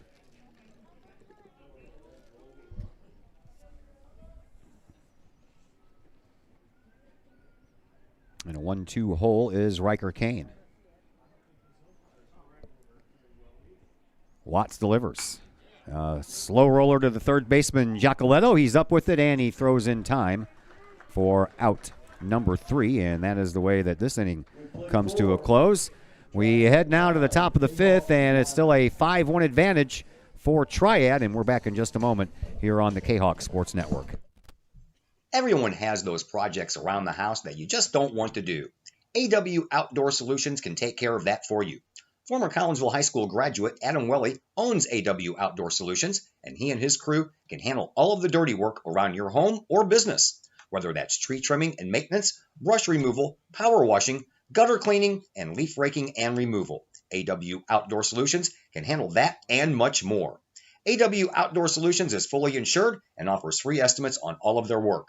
AW Outdoor Solutions. Call Adam Welly at 314-252-8010 or on Facebook at AW Outdoor Solutions.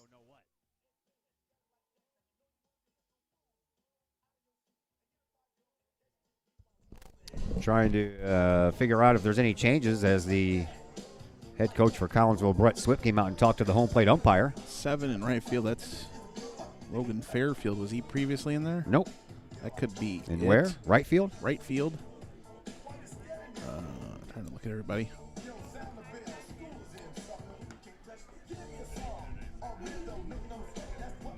That very well could be it. Now we have Nick Graff going out to the field now, too, but I think he's just collecting a ball. Retrieving a ball. He was throwing the ball around. Kyle Moore still in center. No, that's still Riker Kane out in right. Yeah, Riker Kane's in left. It was right field. Oh, right field, okay. 7. So Brennan Jones is out and Fairfield is in. That appears to be the change. Infield is the same. Same pitcher and catcher. Jayhawks in the right field for Brennan Jones. So Frank Durner leads things off. Frank Durner. Durner has struck out, reached on a fielder's choice and scored. That was the lone run that the Knights scored in the third. And the first one from Drew Stroud. And it just, you got to like bring this down and then bring this back up and then bring this back down again and then bring this back up and then it'll be right. Okay.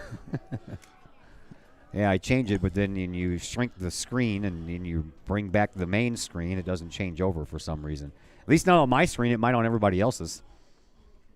So it's right. Top of the 5th, 5-1 in favor of Triad. And the next pitch to Durner from Stroud is low.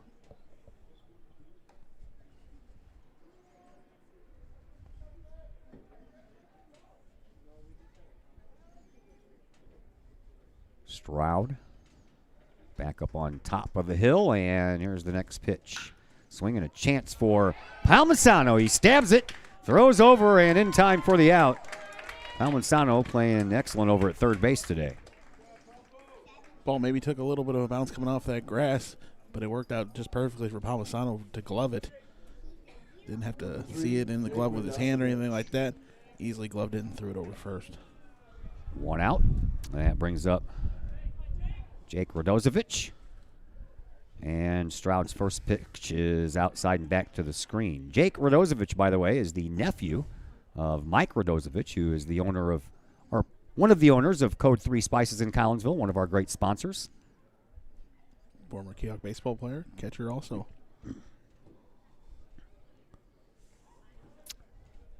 So, Radozovic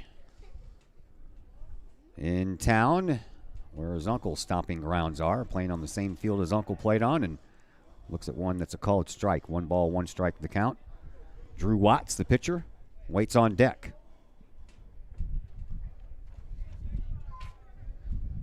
Next delivery is just a little outside. 2-1.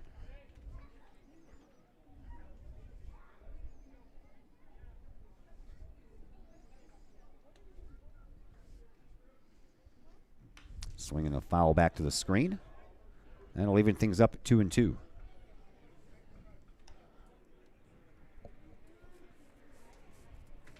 Kahawks trailing by 4. They trailed by 4 after 1. They got one of those back in the second, but gave it right back in the top of the third. So the Kahawks trail by 4 once again. Next pitch to Radozovic. Swinging another chance for Palmisano. He backhands it and throws him out again.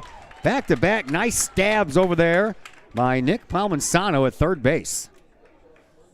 Didn't even really hear the ball off the bat. It didn't make much of a noise. Here's Drew Watts. Watts has 2 singles. He's knocked in 3 runs, and he's scored a run. So he's done it all, and he's on the good side of a 4-1 lead for him and his Triad Knights. High fly ball. That one's got gap written all over it. And it's going to fall down, but not hit hard enough to go all the way to the wall to turn it into an extra base hit as Fairfield comes over and cuts that off before it has a chance to roll, and that's where that 360 sign is we spoke of earlier, but the wrong team hit it that way. 3 for 3 on the afternoon is Watts. Some air flying out there and hits the ground and died, and Fairfield was able to cut it out here, and they're going to bring a runner. Courtesy runner for the pitcher. Single-digit number, was that 1? I think so. Wyatt Bugger? I couldn't tell. He never didn't turn around far enough for me to see the whole number. At any rate, Brady Twyman comes in, and Twyman has reached on a fielder's choice. He had an RBI double in the first. Runner has the lead. Stroud from the stretch. 2 outs in the inning. And a base hit right. That one wrapped right around the umpire. Man, oh, man. That went right by his head. On his way to third base is the courtesy runner. And on at first base is Twyman. 8th base hit of the afternoon for Triad. Good positioning by the umpire. Yeah, you are not kidding there. 3-4 more feet to his right. Might have been eating that ball, unfortunately, but worked out for him and everybody else. Durbin will bat with runners on the corners and 2 away.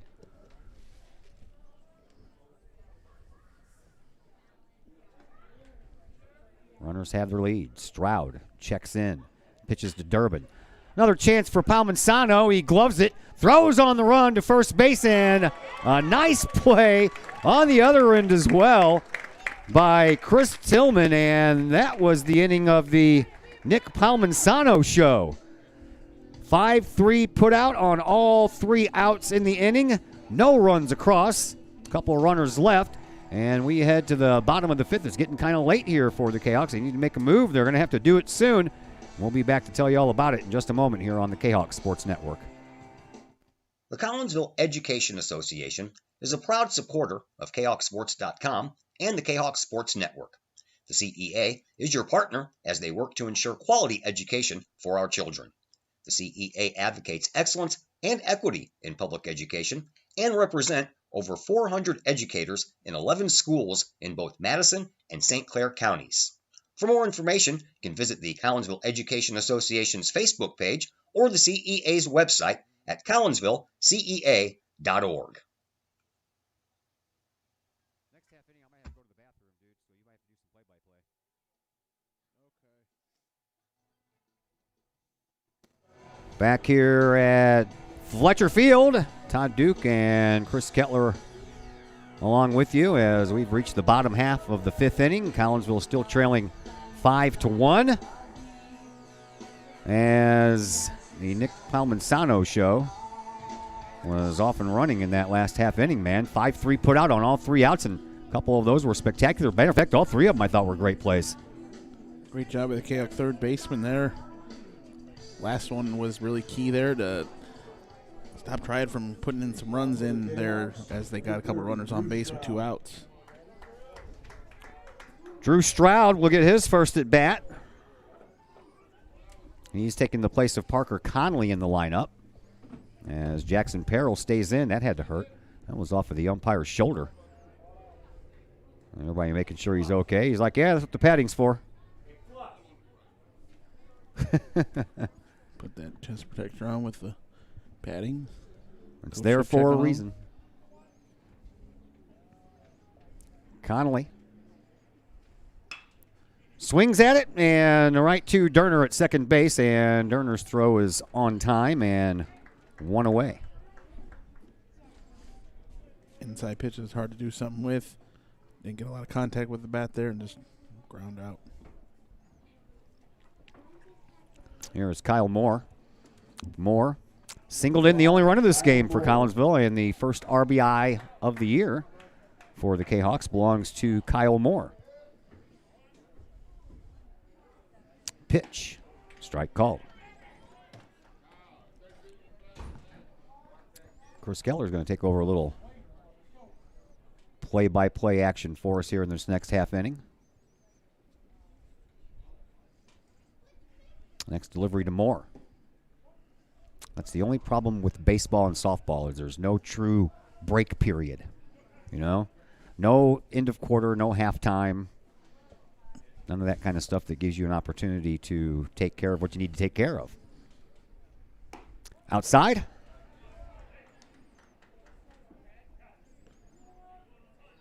Volleyball, not so much either. They kind of just keep going, too. I mean, there's a little bit of a break, but probably not enough time to do what you wish. Nope.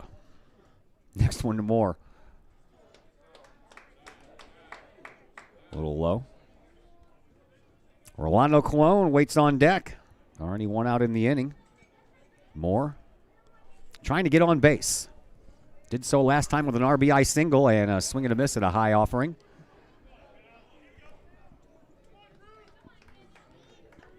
Full count. Notice all the batting helmets got that extra guard coming down the chin there, the side that faces the pitcher. Yeah. There's a blooper foul that bounces right in front of the Triad dugout. Didn't stay in the air long enough for anyone to try and take care of that foul out opportunity. So the count stays 3-2. Kyle Moore wears number 5 for the baseball team, and he wore number 5 as a varsity basketball player as well. Full count once again. Here comes the pitch. Swinging another foul. Kyle Moore battling it out here with Drew Watts.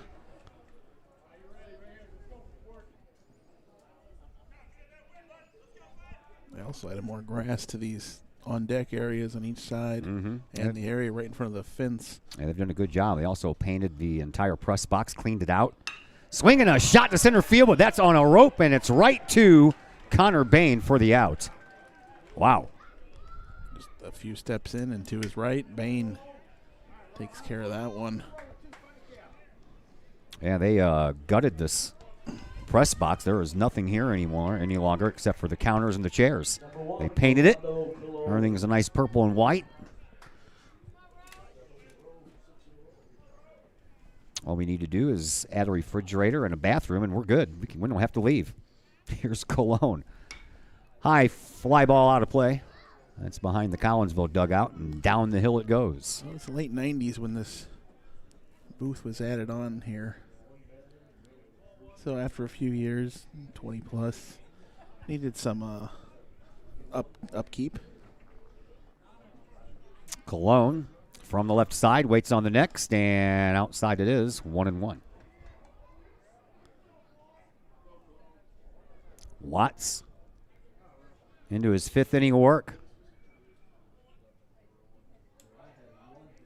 The righty has his sign from Radozovic. Swing and a foul ball down the first base side for Rolando Colon.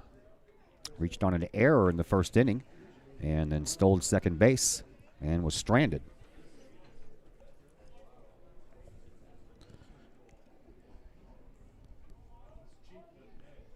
Kahawks are running out of time. Down to their final 7 outs here. trailing by 4. Pitch, and this time it goes the opposite direction off the end of the bat from Cologne and right back to where Josh Scrum is in the on-deck circle taking his warm-up swings with his knee pads and shin pads intact right now. He's hoping he can take those off after Cologne gets on base.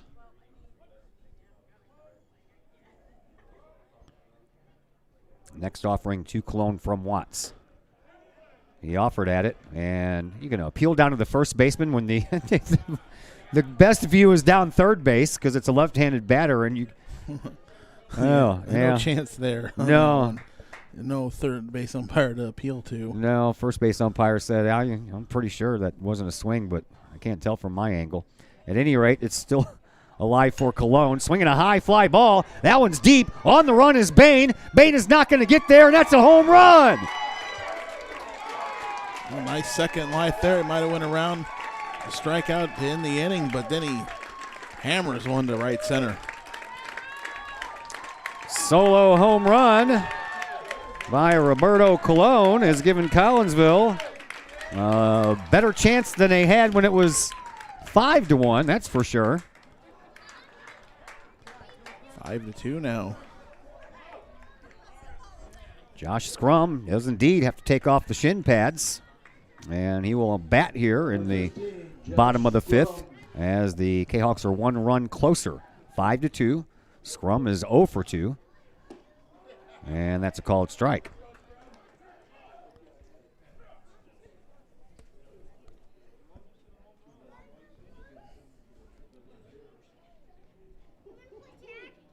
Next delivery to Scrum. Off speed pitch. That's in there as well.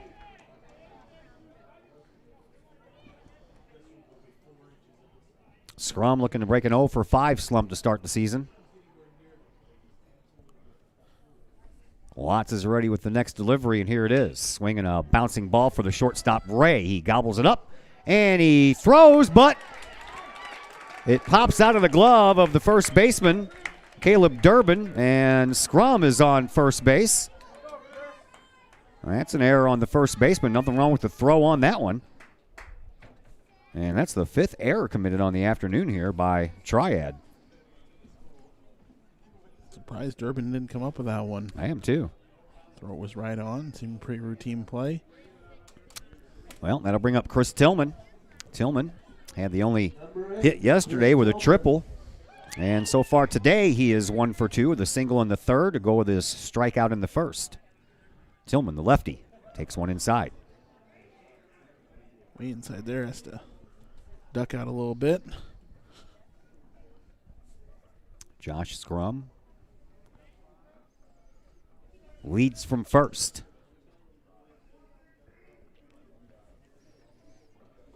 Watts from the stretch. Checks, kicks, and pitches. Swing and a miss, and Watts took a little off of that one, and Tillman was way out front. Jackson Perrell waits on deck, hoping to keep this line moving for Collinsville.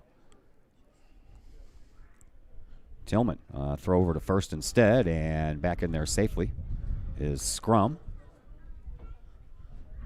Triad going to get some action going down right field line. Somebody warming up, at least initially to start the throw. Right now, just a little game of toss. Here's the next to Tillman. He swings at an outside pitch. And he's in the 1-2 hole. Don't know if they're getting close to pitch counts or anything like that. Tillman looks down the third base line. Coach Swip flashes the sign and says, let's go. Watts checks on Scrum. Brings it home to Tillman. Swinging a foul ball right down to the area where the Triad pitcher is warming up.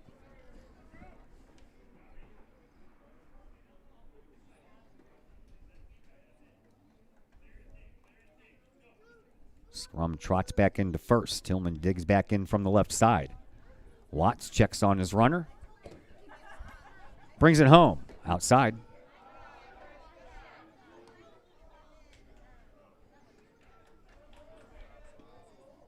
Tillman's a pretty big-sized kid. If he can get a hold of one, he can send one out as well. Wind blowing from the first base line out towards center field.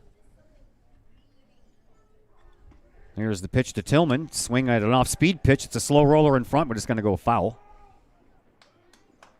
Had some spin on it. It landed on the fair side of the third base line, but immediately spun to the foul side.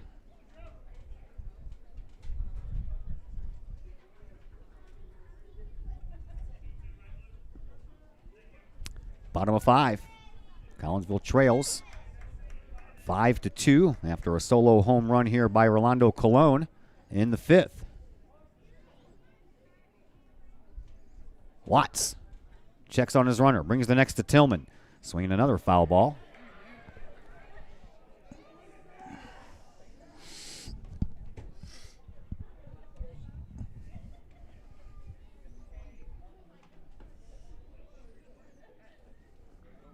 Tillman ready to dig back in.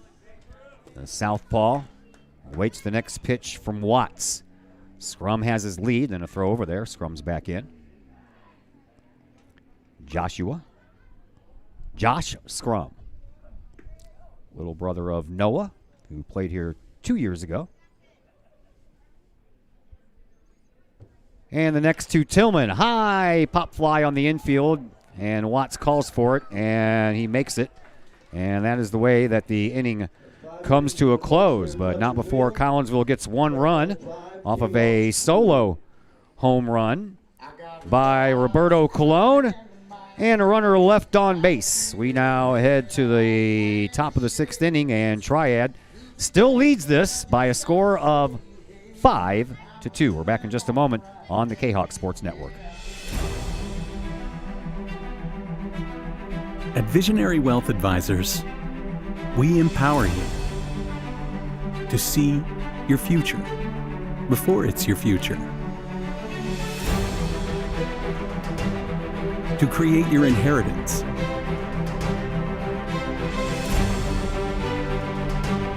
To build your vision. To anticipate the known and unknown. And to find potential in both. And build new dawns. Visionary Wealth Advisors.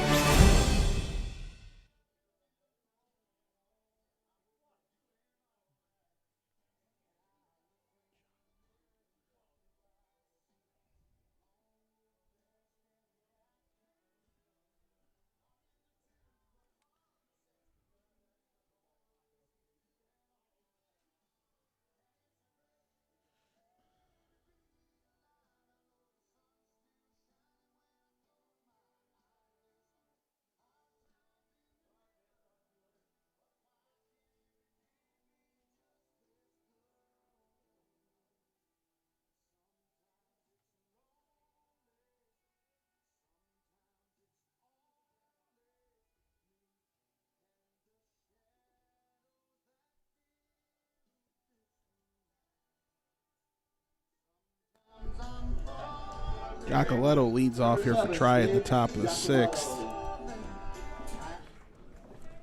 Facing Stroud.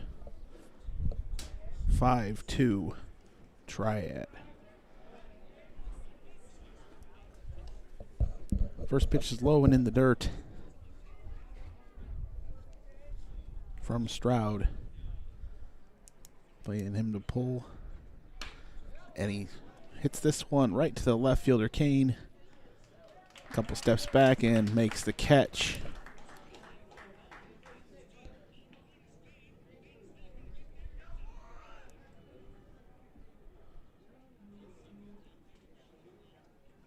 Number 10, Connor Bain.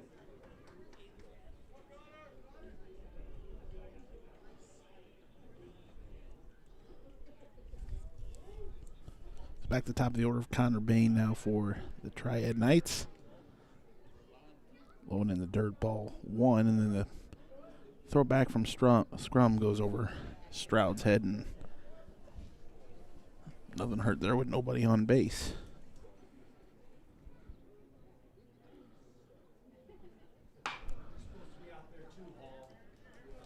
There's a grounder to Cologne, who throws wildly, trying to beat Bain. to first, and Bain will reach first base on the air.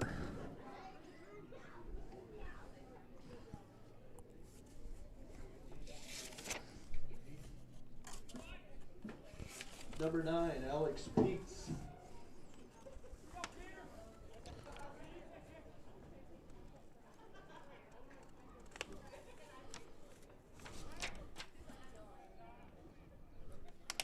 Check on the runner at first. As Pete waits for the first pitch to him from Stroud. Another check back at first. Back in time is Bain.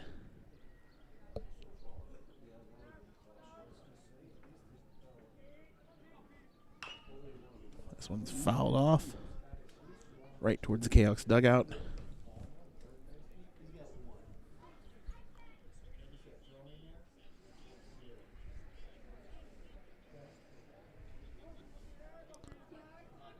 Stroud gets the sign. And another check on the runner. Todd has made the long trek back from the bathroom.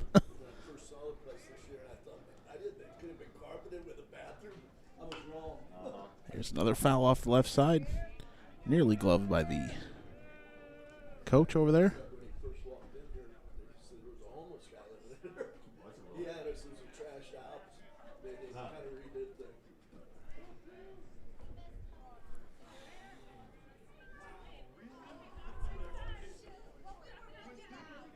Another check on the runner. Fourth check on the runner there.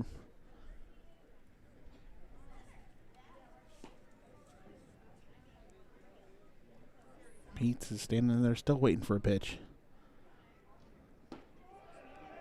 And he looks at that one and strikes out for the second out of the inning.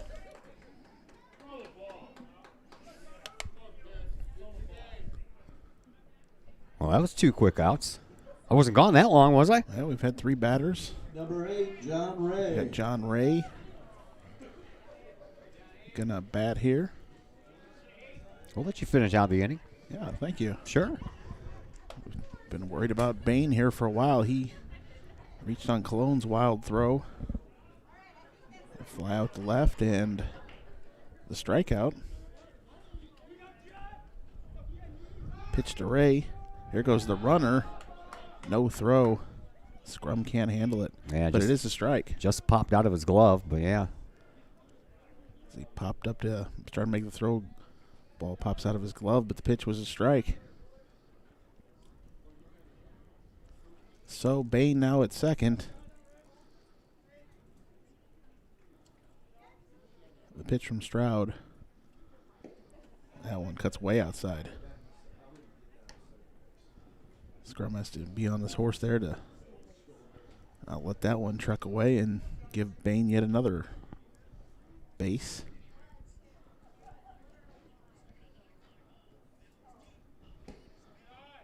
That one's cutting away and low. Stroud losing that strike zone a little bit here.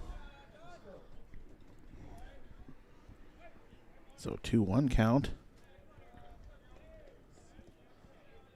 Get one in here. That one bounces in the dirt. Yeah, that was heading right for the batter and took a bounce right in front of him. So it'll be 3-1. First base open. And Durner on deck. But John Ray wants to drive in Bain. Oh. This one gets past Scrum, and it's a walk, and the runner will also move up from second to third.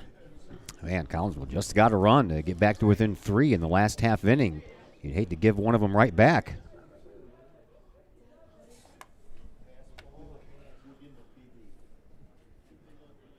Passed ball on Scrum. Passed ball. Passed ball, yeah. Pitch was high, but he had to pop up for that one, but you'd like him to come up with that one.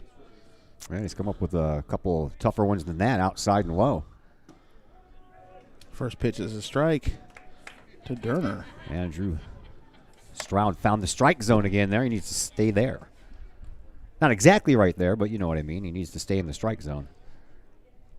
Nothing too sweet. Here goes the runner from first, and this one's fouled back. So it'll be 2 strikes, and Ray will go back to first. Have to get a new ball. That one just over the backstop here and took a roll down the sidewalk, I believe.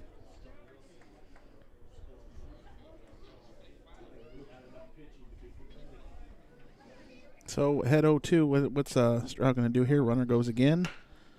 This one is past pitcher's glove, but second baseman throws over to first to get the out to end the inning. No runs for Triad. In the top of the 6th, we go to the bottom of 6, 5-2. 5-2 and getting kind of late. We're back to tell you about the bottom half of the 6th in just a moment here on the Kahok Sports Network. Looking for a little bite to eat in a nice, friendly establishment before heading out to a game?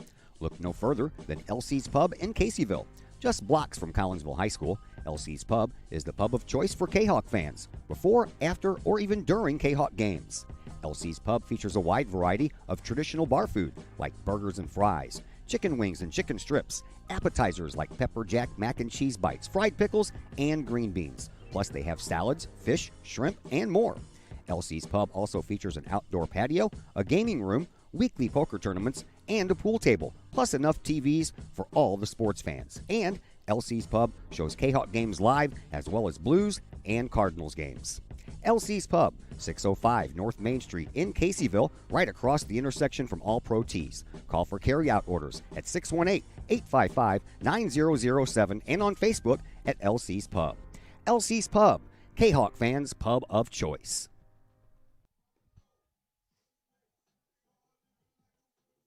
Todd Duke, Chris Keller back with you from Fletcher Field here in Woodland Park in Collinsville. 5-2, bottom of the 6th. Collinsville down to their final 6 outs. They need to start making some moves here. We're back here tomorrow. More baseball for you versus Altoff before we head back to the high school and Kahok Stadium for football action for you Friday night against Mascoutah. Semi-final action of the Mississippi Valley Bowl Series. I'll get it out sooner or later. Leading up for the Kahawks, number 8. And as Chris mentioned earlier, it's senior night for the soccer team. They'll be at home, and that game will be live streamed on the Kahok Athletics YouTube page. Here we are in the 6th. A shot down the third base line, and that is foul off of the bat of Jackson Peril, and that was barely foul. Wasn't too much to the left of the bag. You saw Triad have one roll right up over the bag. Jackson Peril trying to get on base. Peril struck out, got caught looking in the first inning, hit into a 6-4-3 double play in the third, so trying to break out of a little slump here is Jackson Peril as he awaits the next. And a swinging a long fly ball. That one's got a chance. Back and off the wall, out in left field. And Jackson Peril is going to be at second with a stand-up double, and that hit the top of the fence, probably about a half a foot away from going out. Yep, just missed that home run. It's a short little poke there to left field. Gets that one up over the fence. And Triad might be going to a pitching change here. They might be. They had a player warming up, and they will indeed get a new pitcher, and we'll take a timeout, and we'll tell you all about the new pitcher in just a moment here on the Kahok Sports Network. The people of Illinois welcome you. The folks in Collinsville, Illinois, well, they want you to stick around for a while and enjoy the sights, the fun, the food, and, of course, the Collinsville Kahawks. The city of Collinsville is a proud supporter of the Collinsville Unit 10 School District. So welcome to Collinsville. Come on over, catch a Kahawks game, or enjoy some of the new places to eat, shop, and have fun.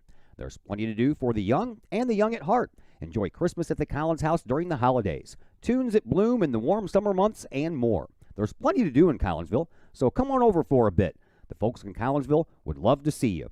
For more information, go to www.collinsville.org. Ogle Auctions in Collinsville, your place for online auctioning. go to ogleauctions.com to check out the week's items up for auction. Ogle Auctions deals in everyday items like board games, t-shirts, clocks, antique items, and more, to collectible items. Anyone in the market for, say, a trolley? Or maybe you're into more treasure troves like vinyl albums, cars, or motorcycles. And Ogle Auctions is always on the lookout for more auctionable items. Ogle Auctions of Collinsville. Auctions every Sunday at 7 p.m. Check them out at www.ogleauctions.com or call Kim or Mike Ogle at 618-218-2117. First National Bank of Waterloo, celebrating over 100 years of banking. Visit First National Bank of Waterloo, now with locations in Collinsville and Maryville, for your mortgage and lending needs. Why? Super low closing costs, low construction loan rates, and they do so much to support our local communities. When you need a loan, call Bill Metzger at First National Bank of Waterloo at 345-1121 or visit them with their new locations in Collinsville and Maryville or online at fnbwaterloo.com. First National Bank of Waterloo, member FDIC, equal housing lender.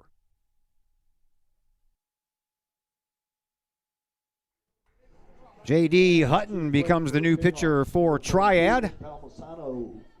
Hutton, a pitcher and an outfielder, bats right, throws right. First man he'll face is Nick Palmisano. Palmisano just had a fantastic inning on defense a couple of innings ago. Let's see if he can figure it out on offense here. He's reached on an error and he's flied out. And the righty Hutton is ready to go with Peril down at second after a double off of the left field wall. So the Kahawks with a chance here as they are down to their final 6 outs.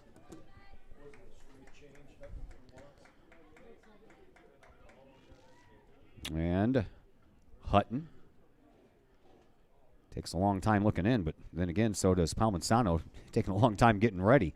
Here's the pitch in the dirt off of the chest, and nowhere to be found is the ball as Radozovic searches until he hears it hit the ground behind him. And over to third base on a wild pitch is Jackson Peril.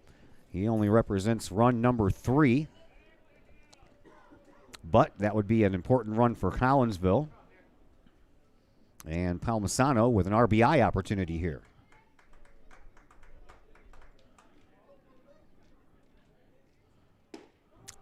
Low, but called a strike. First run in the second inning on an RBI single by Kyle Moore, which scored Riker Kane. Second run came in the bottom of the 5th on a solo home run by Rolando Colon. Peril just missed a home run here by about 6 inches. He's down at third. There's a chopper that's going to get the run home. Play by Ray over at shortstop. He throws it away. And on his way to second base is Nick Palmisano. Shortstop made a mistake like that earlier. Well, no, it was the first baseman who wasn't able to field it cleanly.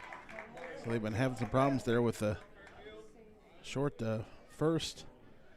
Kahawks were going to get the run either way, but look to keep a rally going here. Runner stays on second base. 6th error committed on the afternoon by Triad. And Palmisano's down at second base. Peril comes in to score. And Brennan Jones, Fairfield? Fairfield. Is that the sub? Yeah. I don't see comes in. And a pitch. Yep. A little bit low.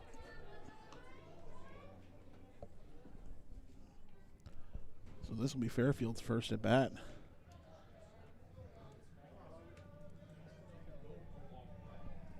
Five, 3 in favor of Triad. Collinsville trying to come back here. 1 run in, runner at second, nobody out. And the next pitch to Fairfield is in the dirt. And a stop by Radozovic. He throws down as Palmisano takes third base. And the second wild pitch uncorked in the inning here by J.D. Hutton. Yep, Hutton a little wild. Well, and both of them bounced in front of the plate. Radozovic is doing everything he can. And now the catcher calls time. And wanted to know the count. 1 ball, 1 strike to Logan Fairfield. Palmisano at third base gets his lead. Here's the pitch. That is an important run down at third base. You get to within 1. And still with 6 outs to play with, that looks a lot better. No one out. Got to get this runner home from third.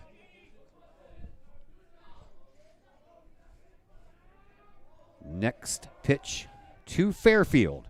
Outside. Looks like J.D. Hutton's a little wild out there. Couple of balls in the dirt, way in front of the plate. Couple outside. Radozovic is working hard back there. Hutton, the righty, ready with the next. Here it is. Swing and a miss. He took a little off of that one. Got a piece of it. He'll stay in there. Did get a piece of it. Catcher also got a piece of it. And the umpire will come out and give him a little time to work that one off.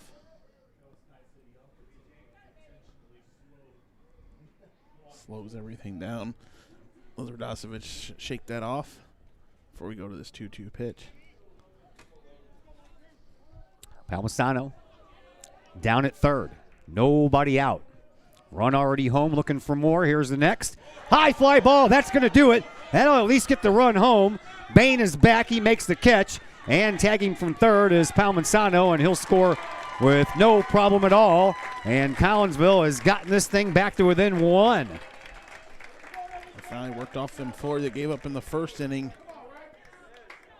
Right for a comeback here, and Kahok's will look to add on here still. We still got some life here in the 6th. If nothing else, try for the win in the bottom of the 7th.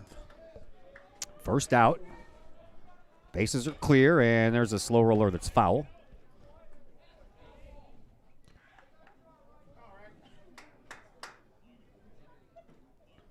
And a Riker Kane will come back into the batter's box. Kane singled and scored the first run of the year for Collinsville back in the 2nd inning.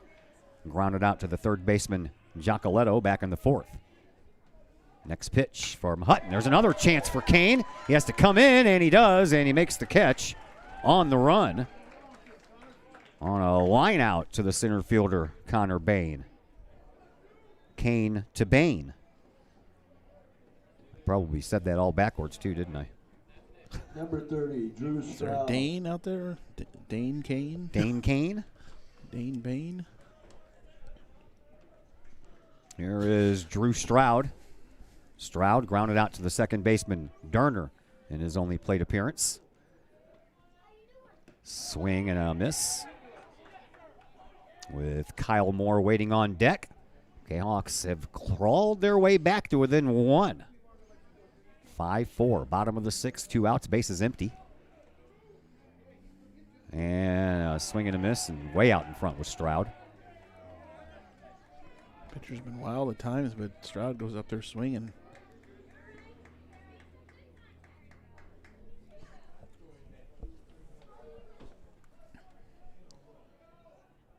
Next pitch to Stroud. Offers at it, gets away from Radozovic. He has to run and pick it up, and then he throws it away. Off of the top of the glove of Caleb Durbin, and Radozovic lets go of one, and it just sails. Hutton's wildness also might try and forcing Radozovic to make that throw, as we'll have number 4, Carter Wagner, coming in to run. Carter Wagner, another soccer player here playing some baseball. He'll be the courtesy runner for Stroud. Kyle Moore up to the plate. Moore knocked in the first run of the year for Collinsville back in the 2nd and lined out to Bain in center field. And that was last inning. So the tying run is on in the form of Kyle Wagner. Kyle Moore trying to keep the line moving with Rolando Colon on deck. Pitch. Runner goes. Pitch stays high. Here's the throw, and in there safely is Wagner with a stolen base.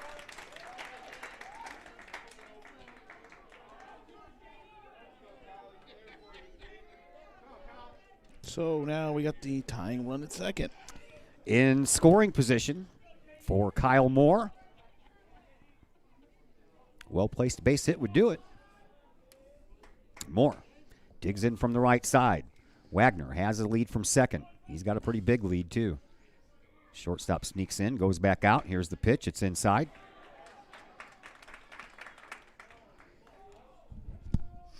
Count goes 3-0 to Kyle Moore.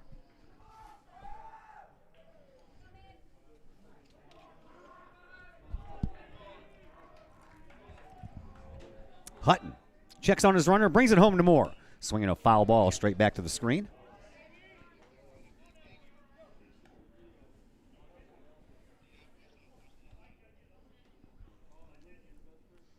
And we'll do it all over again. Moore from the right side digs in. Wagner from second has his lead. J.D. Hutton, the pitcher, checks on his runner, brings it home. Slow roller down the third base side. Giacoletto is up with it, has trouble getting it out of his glove, and he's safe. Here comes a run home, and the plate. Oh, Wagner is out at the plate, and that's the way the inning comes to a close. And Collinsville gets a couple of runs back, but the tying run is gunned down at home plate, and that's the way that the bottom of the sixth comes to a close. Man, oh man, I tell you what, that was some fun stuff there. We head to the top of the seventh inning. Collinsville has gotten all the way back to within one, and we'll tell you all about the top of the seventh in just a moment here on the Kahok Sports Network. The reviews are in. Old Herald Brewery and Distillery in Collinsville is a hit in the Metro East. Folks both local and just visiting the area are calling Old Herald Brewery and Distillery a must-stop destination in Collinsville. Old Herald Brewery and Distillery in Collinsville is located at 115 East Clay Street in Collinsville and is home to one of the only restaurants in the state with their own brewery and distillery that produces some of the best brews and spirits in the industry. And the food? All created by an in-house chef using local ingredients that will please any palate. Old Herald Brewery and Distillery in Collinsville has daily specials for both inside diners as well as offering curbside pickup specials and family-size specials. And don't forget to take home a bottle or a growler of beers brewed on site at Old Herald Brewery and Distillery. Old Herald Brewery and Distillery in Collinsville. Check their Facebook page for daily specials, online ordering at oldheraldbrewery.com, or give them a call at 855-8027.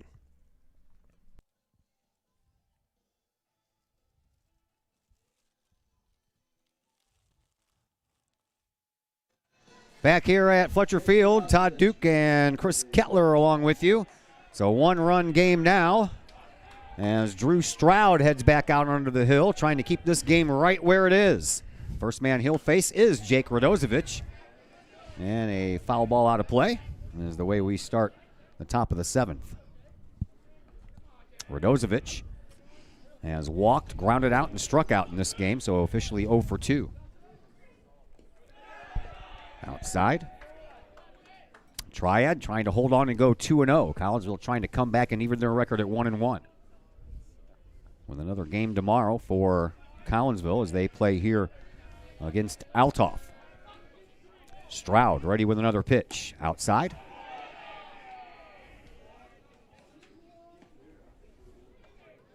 Triad, by the way, they are off until Saturday. They have a doubleheader, one against Bloomington and one against Normal. Here's the pitch, swinging a foul ball behind us, out of play. Traveling up there? Yes, they are. I believe at Bloomington. Then they play Edwardsville at Busch Stadium. Wow. On the 18th. Nice. Next pitch from Stroud to Radozovic. Here it is. Inside, a little chin music. Looking at Althoff, looks like they played O'Fallon yesterday, 1-7-5. Yes, they did. So, Fallon's usually pretty tough. I agree. Next pitch from Stroud on the way. Inside, he walked him. Don't want to do that when you're only up or trailing by one run. That's the first walk issued by Stroud after Jackson Peril issued 2. Second walk of the afternoon for Radozovic, and that brings up Drew Watts. Watts is 3 for 3. 3 singles, 3 RBIs and a run scored. Stroud deals with a runner at first now, and he checks on him and has him, and he is. Oh man. The throw beat him. I think the tag beat him, and now Coach Swift wants to talk things over with the umpire in the field, but you know it's not going to do any good. Wants to just know what he saw there.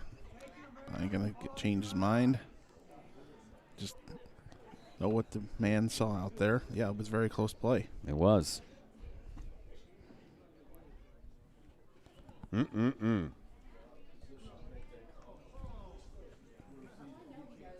Yeah.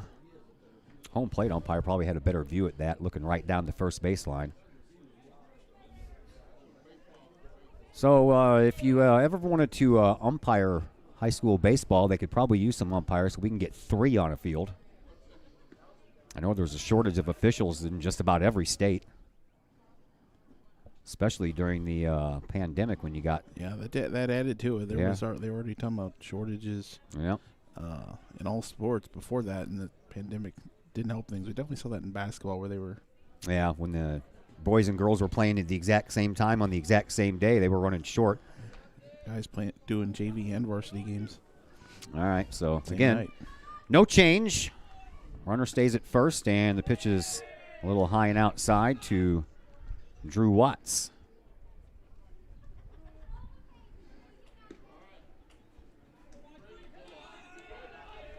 Nobody out. Runner at first after a leadoff walk by Radozovic, and he gets back in there after a throw by Stroud.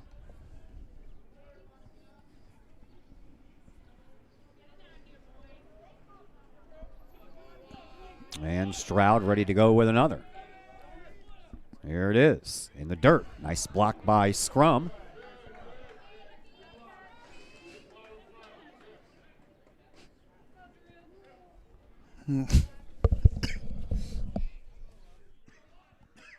Stroud ready to get back to work. Watts digs in from the right side. Radozovic with his lead from first. 1-run game, top of the 7th, no one out. And the pitch from Stroud is a hit batter. Radozovic will go down to second. Watts down to first. First hit batter of this game. And it comes at the most inopportune time here in a 1-run game. First 2 reach here for Triad. Trying to get this game back to keep it at a 1-run game going to the bottom of the 7th. Got a courtesy runner here or not? They kind of went back and forth. Yeah, that is going to be Tyler Newcomb. He'll come in and run for Radozovic at second base after Radozovic led off from first and took second. And now Coach Swip wants to talk things over with the home plate umpire, and that'll give Brady Twyman a chance to go down and talk things over with his head coach. Twyman doubled in a run in the first inning when Triad scored 4. Reached on a fielder's choice in the 3rd and was stranded, and singled in the 5th and was stranded. As Triad has left 9 runners on base in this game. And we're going to have some changes coming up, are we? Someone down there warming up for the Kahawks. I believe that is Jones. Brennan Jones, yeah. Not sure if we're making a pitching change or not. Coach Swip has not asked for the baseball from Drew Stroud. Now we're just going to have a meeting on the mound. Home plate umpire is going to slowly walk out there and try to break it up, but it's going to be broken up before he can, and looks like no changes as of yet.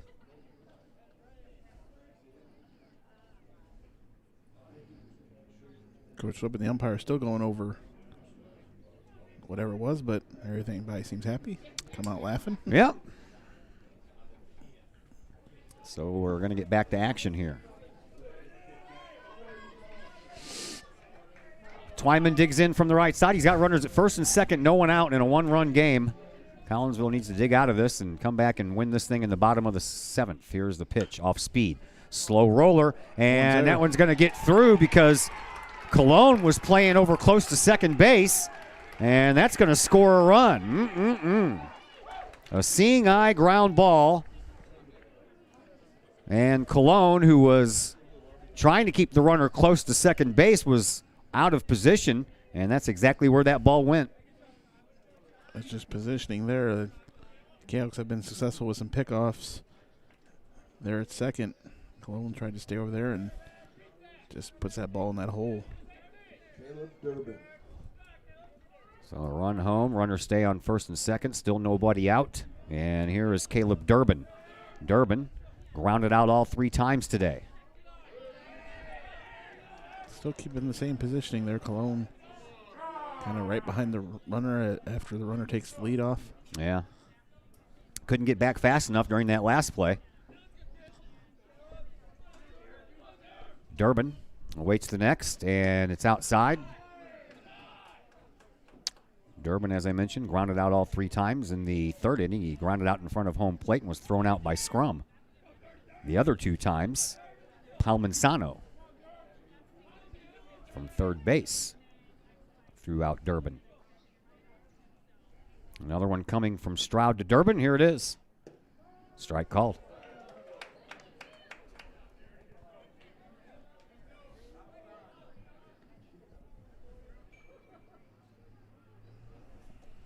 Runners on at first and second. They have their lead. 6-4 now in favor of Triad. And stepping off was Stroud. Before he stepped off, Stroud looked back there, and right behind second base was Cologne. And then Cologne retreated back to his shortstop position, and that's when Stroud stepped off. He's ready to go. Here's a pitch inside.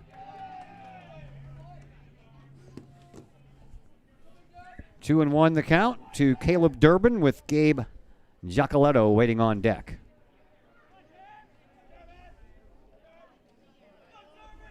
Stroud checks again and steps off.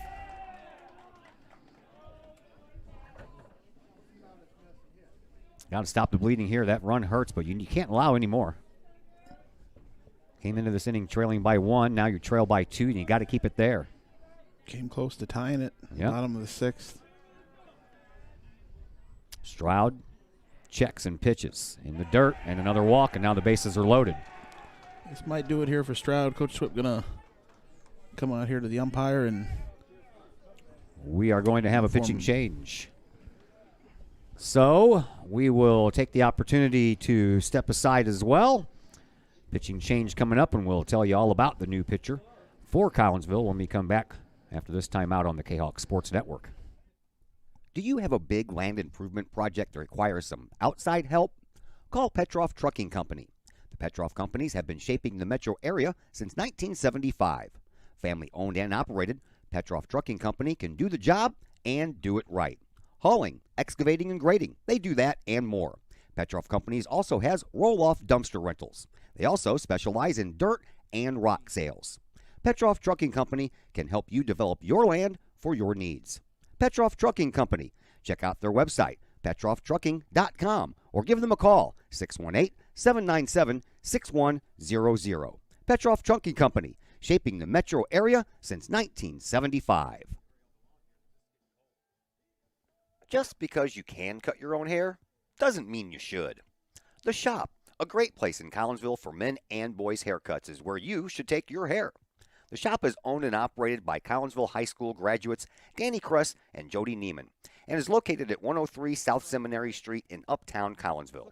The Shop isn't just another place to get a haircut, as Danny and Jody take great joy in getting to know their clients and look forward to turning those clients into friends.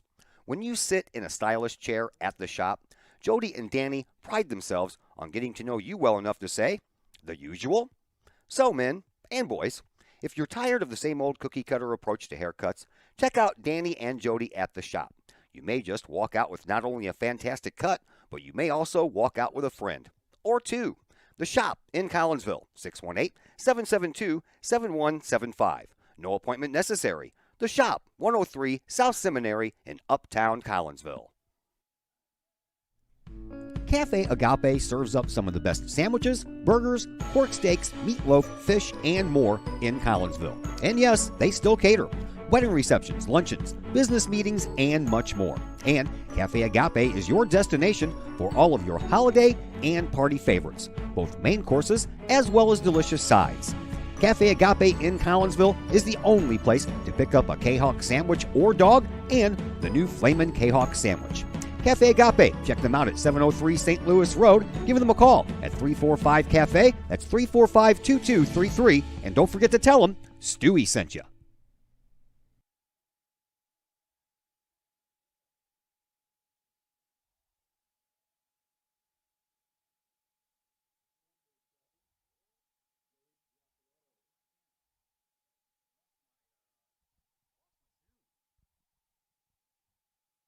Back here at Fletcher Field, I seem to have lost my zoom on my camera here, and we have this big old wide open shot that's far away from everything. I don't know what happened.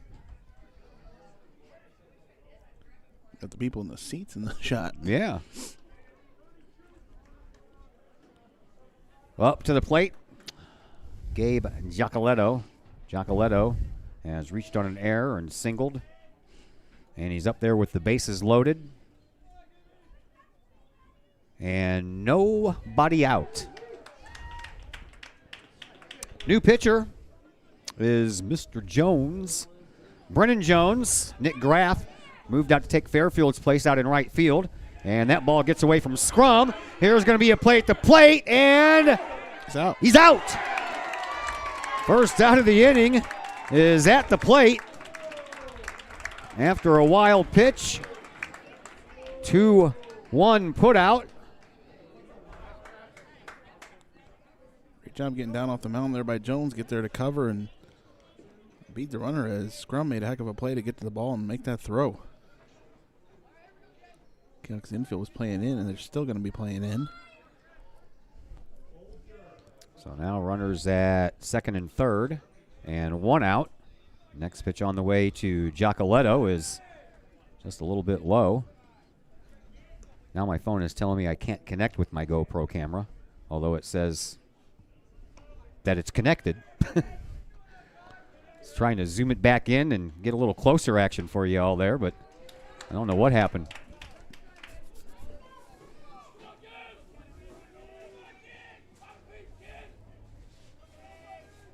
Runners at second and third, one out. Here's the next pitch to Giacoletto, and he strikes out looking. Giacoletto thought he was going to take a walk over to first base, and he did not.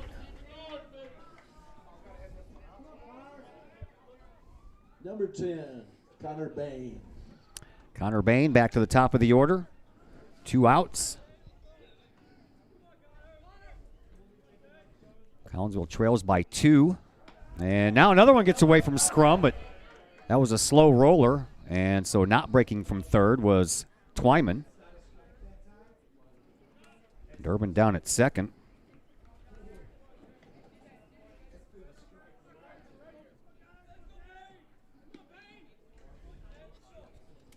Jones is ready with another one. 2, Connor Bain. Now Jones steps off. I don't know. Now my phone will not connect back with my GoPro camera. As long as we're still on, that's the most important thing, right? Not a clue as to what happened. We stayed on the whole entire time in the Zoom view. But not this time. High on the pitch.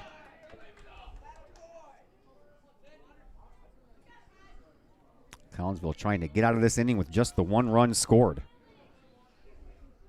Drew Stroud got in some trouble. I'm just going to go ahead and walk him. We're going to go ahead and walk him intentionally. 3-0 count. Just put him on. And the bases are loaded. 4, Alex Peets. Peets has struck out twice, grounded out once, reached on the fielder's choice in that 4-run first inning when he came around to score on an RBI double by Watts. Nowhere to put him. I'd like to put him back on the bench so we can go to the 7th with only a 2-run deficit. Here's the next pitch to Peets. Swinging a base hit. And Triad's going to tack on a couple more runs here. Cologne throws the ball in. Palmisano gets it at third, but 2 more runs come across. And Triad back out front by the original 4 runs. Yep, they get that 4-run lead back. That one brought in 2. That grounder between short and third baseman.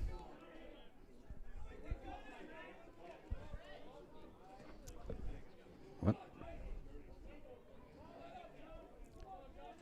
2 RBI single by Peets brings in John Ray. Ray looks at one outside and low. So this inning has got away from Collinsville after they clawed their way back to within 1 run. Man, it's now 8-4. Top of the 7th, 2 outs. That one looked pretty good. Off-speed pitch. Brendan Jones looks in, wondering why that one wasn't called a strike.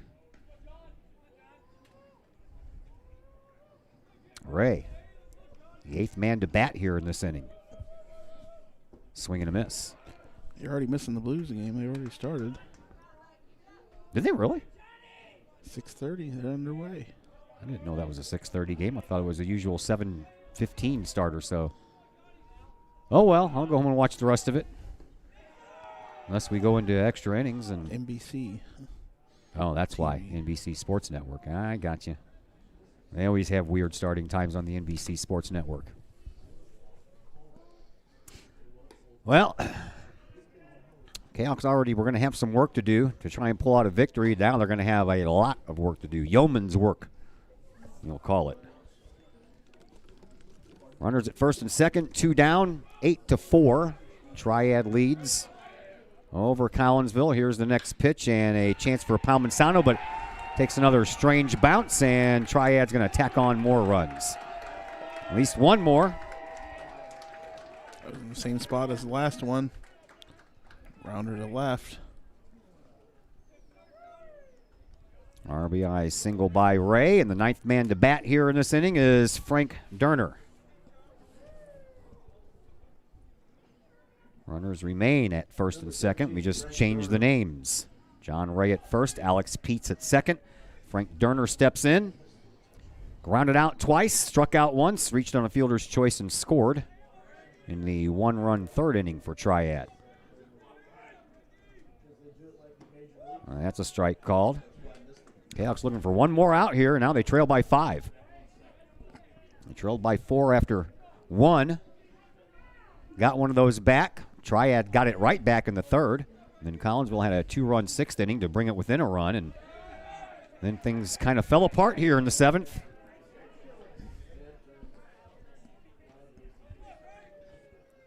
Durner digs back in from the right side.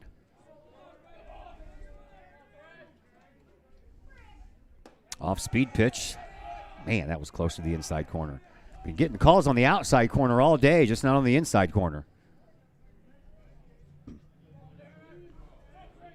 2-2 the count to Frank Durner. Pitch. Swing and a miss. I'm guessing it wasn't 2-2. Thought I saw the umpire put up 2 on each hand, but apparently it was 2-1. No, you're 1 strike away now. Get out of it now. Really need to. It's going to be a struggle to come back from 5. Uh-oh. And it's going to be even more than that, as getting a hold of that one was Durner, and he just clobbers a 3-run home run. And that's going to put this game probably well out of reach. Yep, that'll make it 12-4. That one was long gone off. Sure was. As soon as it left the bat, I knew it.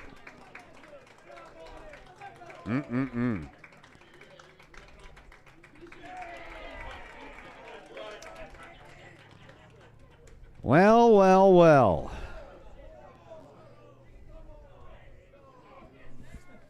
Number 3, Jake Radosevich.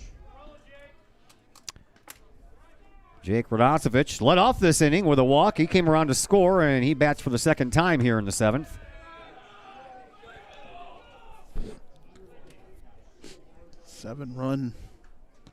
7th for Triad, at least so far.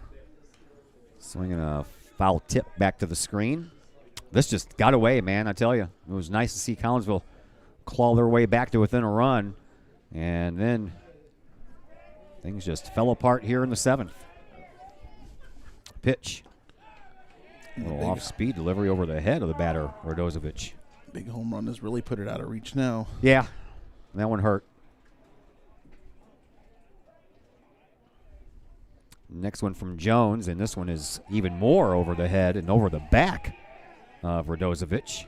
14-7 softball team wins. Nice. At Triad, 14-7. Well, we're almost there here. Weird score for softball. Yeah, it is. That's a football score. 14-7. Oh, another one over the head of Radozovic. So Jessica Schmitling has got her Lady Kahok softball team off to a 2-0 start. And they'll play Friday at home against Highland. Yes, they have a home game against Highland, but we'll be at the football stadium doing some semifinal bowl series action between Collinsville and Mascoutah. Win or lose, Collinsville will play either Triad or Highland. And win or lose, Mascoutah will play either Triad or Highland. And Radozovic coaxes another walk. He led off this inning with a walk. It's like Coach Swift might go to a different pitcher now, as Jones just cannot get the Cahoks out of this 7th inning. No. Here tonight. Jones or Stroud both pitched this inning and both got pretty rocked. And Jones is going to come out of this game. He'll stay in the field somewhere. Stay in the field. And matter of fact, he's going to Swift hands the ball to Palmisano. Palmisano has the ball. Yeah, he sure does.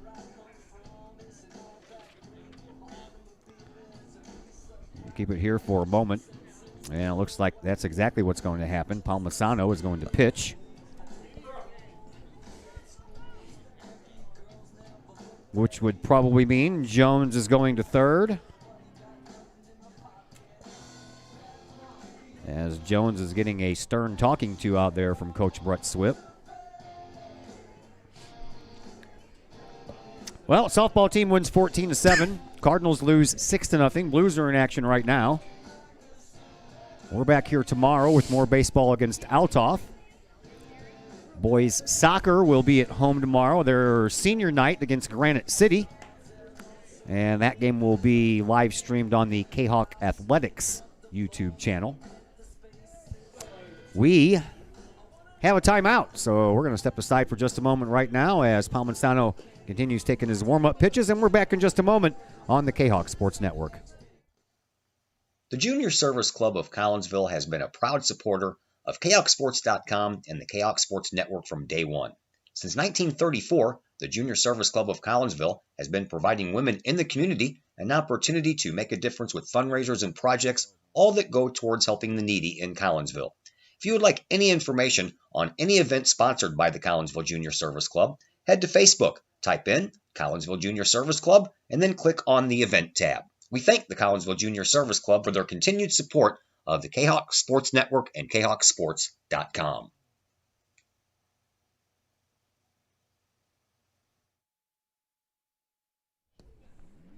Palmisano is ready to go. And the first batter he will face would be the starting pitcher, Drew Watts. Watts is no longer in the game, but as a pitcher anyway. J.D. Hutton took over for him. And a high fly ball on the first pitch from Palmisano, and Peril at second base has it, and the inning mercifully comes to a close. But not before 7 runs come across the plate for Triad, and that makes Collinsville's task that much harder as we head to the bottom of the 7th inning with Triad up 12-4. The Times-Tribune, Madison County's longest-running leading independent newspaper. The Times-Tribune covers Troy, Collinsville, Maryville, and all the villages and communities of Madison County. From area city halls to sports, including the Collinsville Kahawks and Unit 10 District News. The Times-Tribune covers that and more. The Times-Tribune is a weekly hometown newspaper published every Thursday, and a one-year subscription is only $40 for the printed and online editions. For more information, call the Times-Tribune at 618-667-3111, online at timestribunenews.com, or follow them on Facebook at Times-Tribune. Looking to buy a new home or sell your current home? Trust the Blaylock Group of eXp Realty with all of your real estate needs. The real estate market is hot right now, and you can trust the years of experience the Blaylock Group brings to the table. The Blaylock Group can help you find your dream home, or they can help you get top dollar for your current home. Give Peyton or Emily Blaylock a call today at the Blaylock Group of eXp Realty, 618-780-4622. That's 618-780-4622. The Blaylock Group of eXp Realty.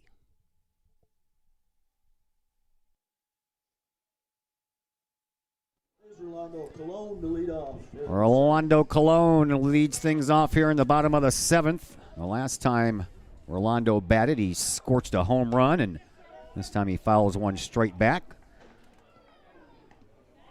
Colon 1 for 3 on the afternoon.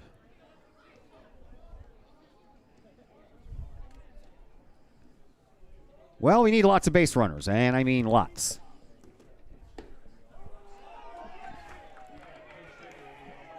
I need 8 to send this into extras. Need 8 runs, that's for sure, just to tie the game. That means you need lots of base runners, and why not? Let's start at the top of the order and bring everybody on. Swinging another foul ball. This one may stay in the park, but it just gets out.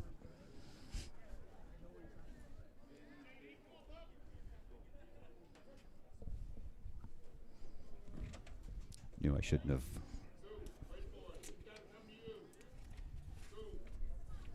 Done that. Whoa. Carter Wagner is on deck.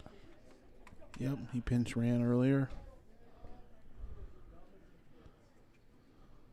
Next pitch to Colon is outside. Might see some different guys get some at-bats here as this game's kind of out of reach.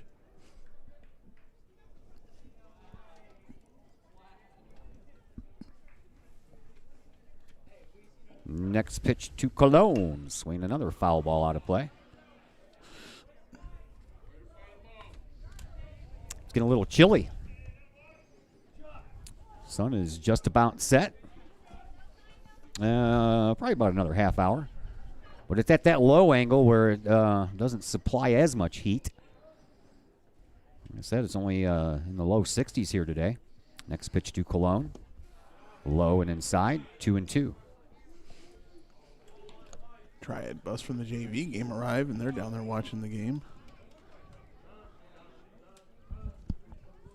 So clearly the JV game is over at the high school. Apparently. Maybe it was one of those 5-inning games where Collinsville just won like 12-0. Don't know. Swinging a chance for the, right through the wickets there, Bill Buckner. That's exactly what that looked like. It sure did. Caleb Durbin was standing there ready for the ball to come to him, puts down the glove, and then it hit a rock or something and went right in between the legs there of Caleb Durbin. So Colon is on. Number 4, Carter Wagner.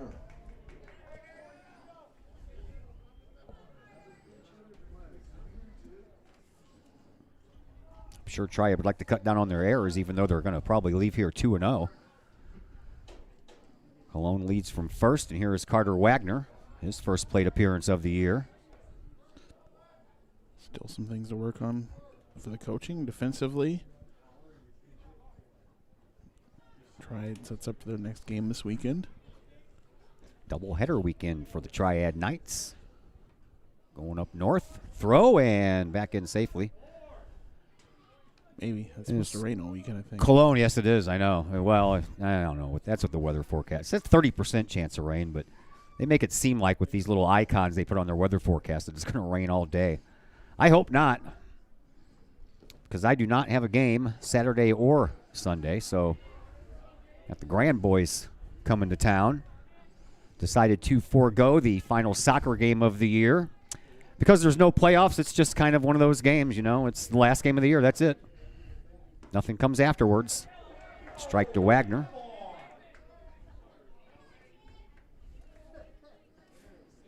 That one was high. Still call the strike. Umpire might be ready to go. Yeah, probably.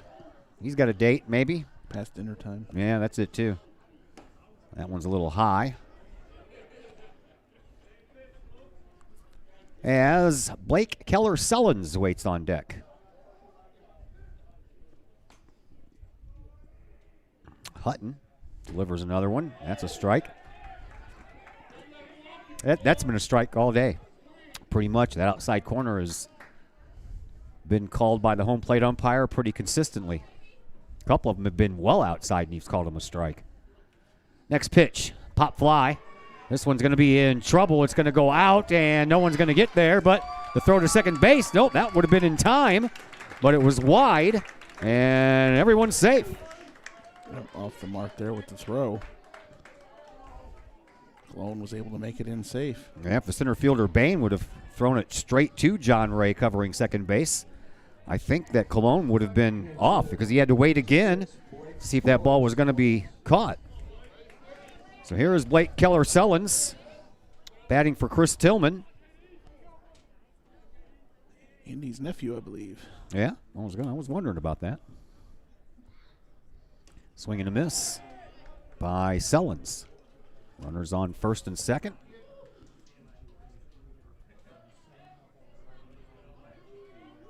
Nobody out. Probably could have been 2 outs. Cologne reached on an error. Wagner just reached on a base hit that was blooped right behind John Ray at shortstop and in front of Connor Bain at center field. Swinging a foul back to the screen. Jackson Perrell waits on deck. So the substitutions will stop with Perrell. Nobody out. Jackson will get a chance to bat unless, of course, there's a triple play. Hush your mouth, Todd. Next pitch. Low. Snap throw down to first base. That's going to get away. And the base runner from second, Cologne, is going to move over to third, but Wagner stays put at first. But he strikes out. Did Sullins. So 1 down.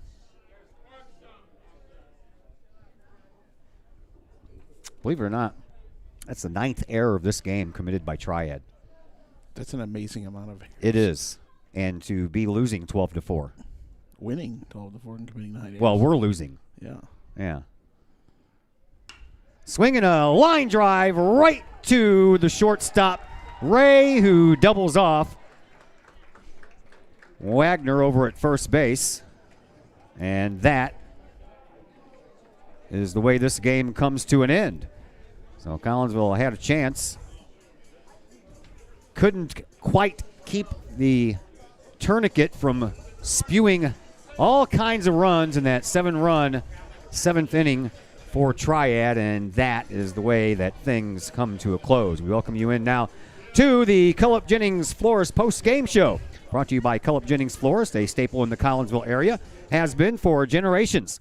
Cullip Jennings Florist is located at 517 West Clay Street. Check them out for weekly specials, 344-0404, or online at cullipjennings.com. We will take a break, and we'll come back and wrap this one up for you in a nice, tidy bow as the Cullip Jennings Florist pregame show is next on the Kahok Sports Network. Cullip Jennings Florist, a Collinsville original since 1939. Cullip Jennings Florist has a wide variety of green and blooming plants, specializing in all designs, from traditional to trend settings.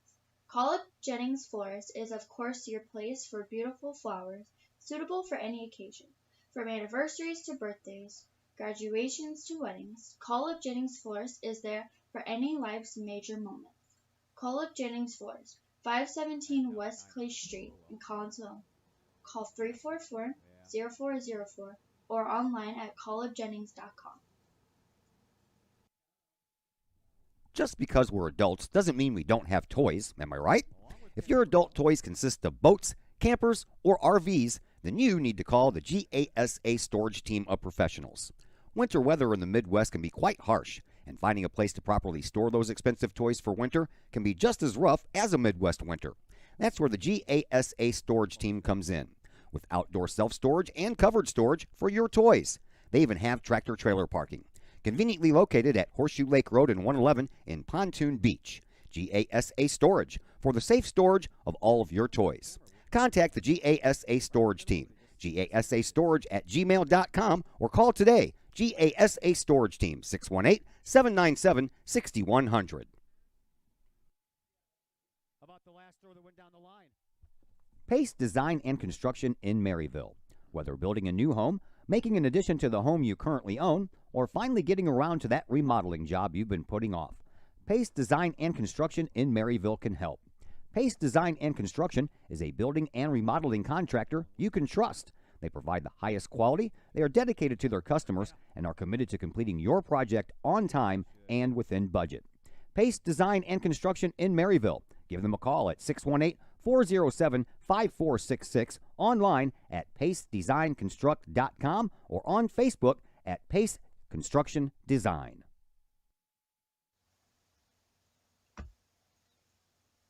Pack Mail of Collinsville, locally owned and operated by Ryan Combs. Pack Mail can ship anything, anywhere. They treat you like a neighbor because, well, you are a neighbor.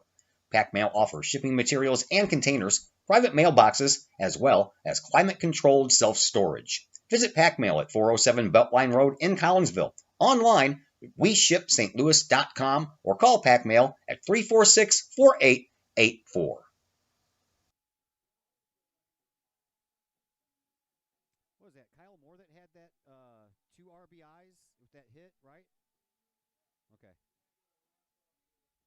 Your home is where you feel happy, safe, and secure. So if you see signs of foundation problems like cracks or uneven floors, worrying is natural, and getting it fixed is crucial. Woods Basement Systems understands. We've been solving foundation worries since 1986. Woods experts have the training and equipment to make permanent repairs. So stop worrying, because with Woods, it's fixed forever. Foundation problems don't get better with time, they get better with Woods, the all things basement-y experts. Call or go to woodsbasementsystems.com today.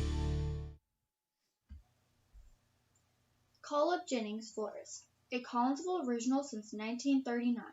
Call Up Jennings Florist has a wide variety of green and blooming plants, specializing in all designs, from traditional to trend settings.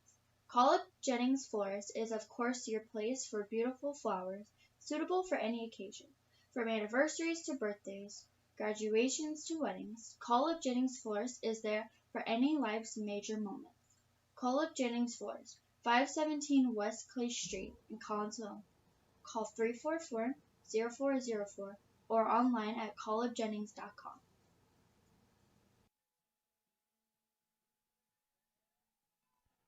And we welcome you back into the Call Up Jennings Florist post-game show here on the Kahok Sports Network. Collinsville falls to 0-2 on the year after a 12-4 defeat to the Triad Knights. And for Triad, 12 runs on 11 hits. They committed 8 errors in this game. I guess we were off by 1 error. So 8 errors in the game for Triad. Collinsville, 4 runs on 6 hits. And they committed 4 errors as well. Bright spot for Collinsville. Kyle Moore picks up 3 of the 4 RBIs. A RBI single by Moore in the second.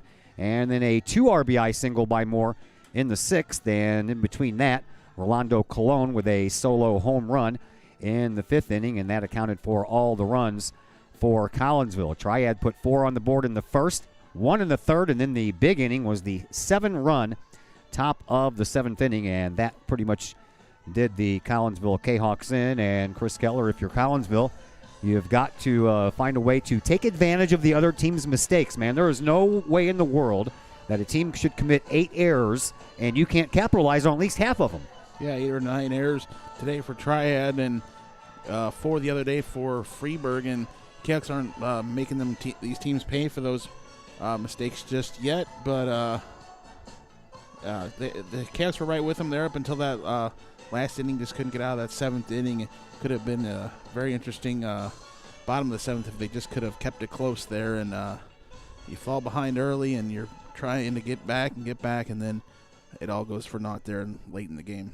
Yeah, Drew Stroud ends up getting the loss here today. Jackson-Peril was on the line for the loss, but Collinsville came back and got it to within a run right after Peril was taken out of the game. But then that 7-run inning against both Stroud and Jones really did the Kahawks in, and that is the way that the cookie crumbles, so to speak. So that is going to do it for us. I'm back here tomorrow.